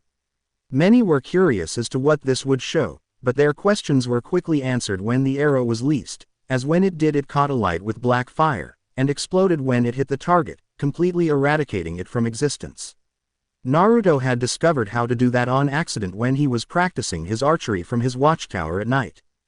Next he moved over to the earth. He focused on the earth's immobility and stubbornness, making himself just as solid as possible. He put a finger on top of the earth. For a second nothing happened, but then the block started to shake and split apart. After a few seconds, the block split and the chamber started shaking. Poseidon took care of it though, with a simple stamp of his trident. Naruto smiled and moved on to the water. Inside though, he was jumping for joy, as he hadn't ever attempted that before and was just winging it. He looked down at the pool of water before him and began to concentrate on it. He began to think about what Haku did back on the bridge, how cold his demeanor seemed, and yet how relaxed his stance was. Sure enough, as he focused on these qualities, the ice began to freeze. After a few minutes, the water was completely frozen. Naruto smiled again. He had finished the 2 elements that he had no idea how to control, and was now left with the base of his upgrade of the Hirshin and his most powerful element. Naruto smirked as he began the process for the seal-less Hirshin. He channeled electricity through his body, and within seconds the room was cleared and he was back in the middle of the room. That was the base of the new Hirshin. It channels electricity through the body to make it basically like a level 1 Hirshin, but it doesn't use seals. Zeus chuckled at his son's ingenuity. Very good, but what about wind? He asked. Naruto smirked as the wind picked up around him. At first, no one could see anything, but they began to feel it as the wind began to circulate. Everyone was forced to blink at the intensity, but when they opened their eyes, they saw a fully fledged tornado surrounding Naruto. Zeus, can you stop this? Poseidon shouted at his brother. No. His power with this element is twice as strong as mine. He's probably at the same level as the wind gods. When he said that, 9 more tornadoes formed behind Naruto, and connected with the main one. Scratch that, he's as powerful as all of them combined. Zeus yelled. After a few minutes the wind began to die down, revealing a smirking Naruto with his arms crossed over his chest. What? Too much for you? He asked as all the gods tried to fix their hair, though honestly Aphrodite was the only one who was really focused on that. Zeus straightened as he fixed his suit and said, well, I think that takes care of that test. Who would you like to fight? Naruto thought about it for a second before he replied, Ares, I will fight you. The council was shocked. I mean, sure, the kid was powerful, but strong enough to take on the war god. You sure about that kid? Ares said smirking. Yes, Naruto replied. Lord Zeus, if I may. His decision has been made, Poseidon. Let's see what he has planned. Ares hopped down from his throne and went to normal size, wearing Greek armor and carrying a sword and shield. Make your move, brat, he hissed as he got into battle position. Naruto turned around and said, hey dad, all I have to do is beat him, right?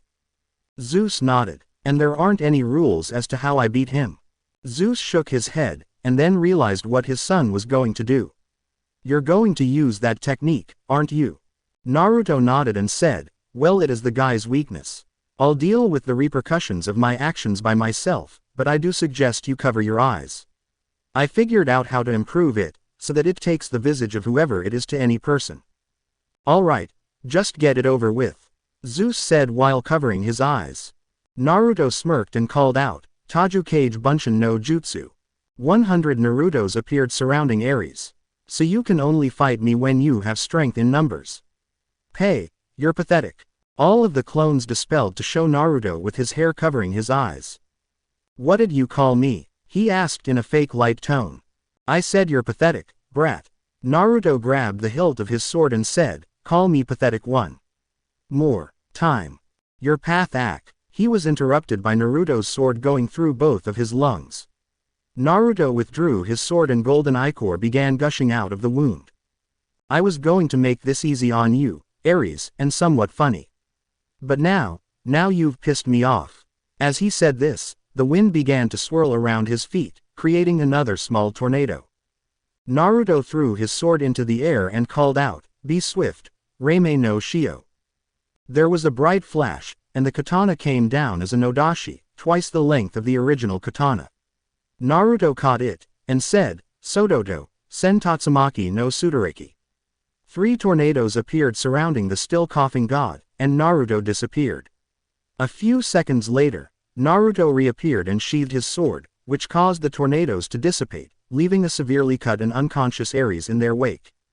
Not only did Naruto defeat the god of war, he did it in less than a minute.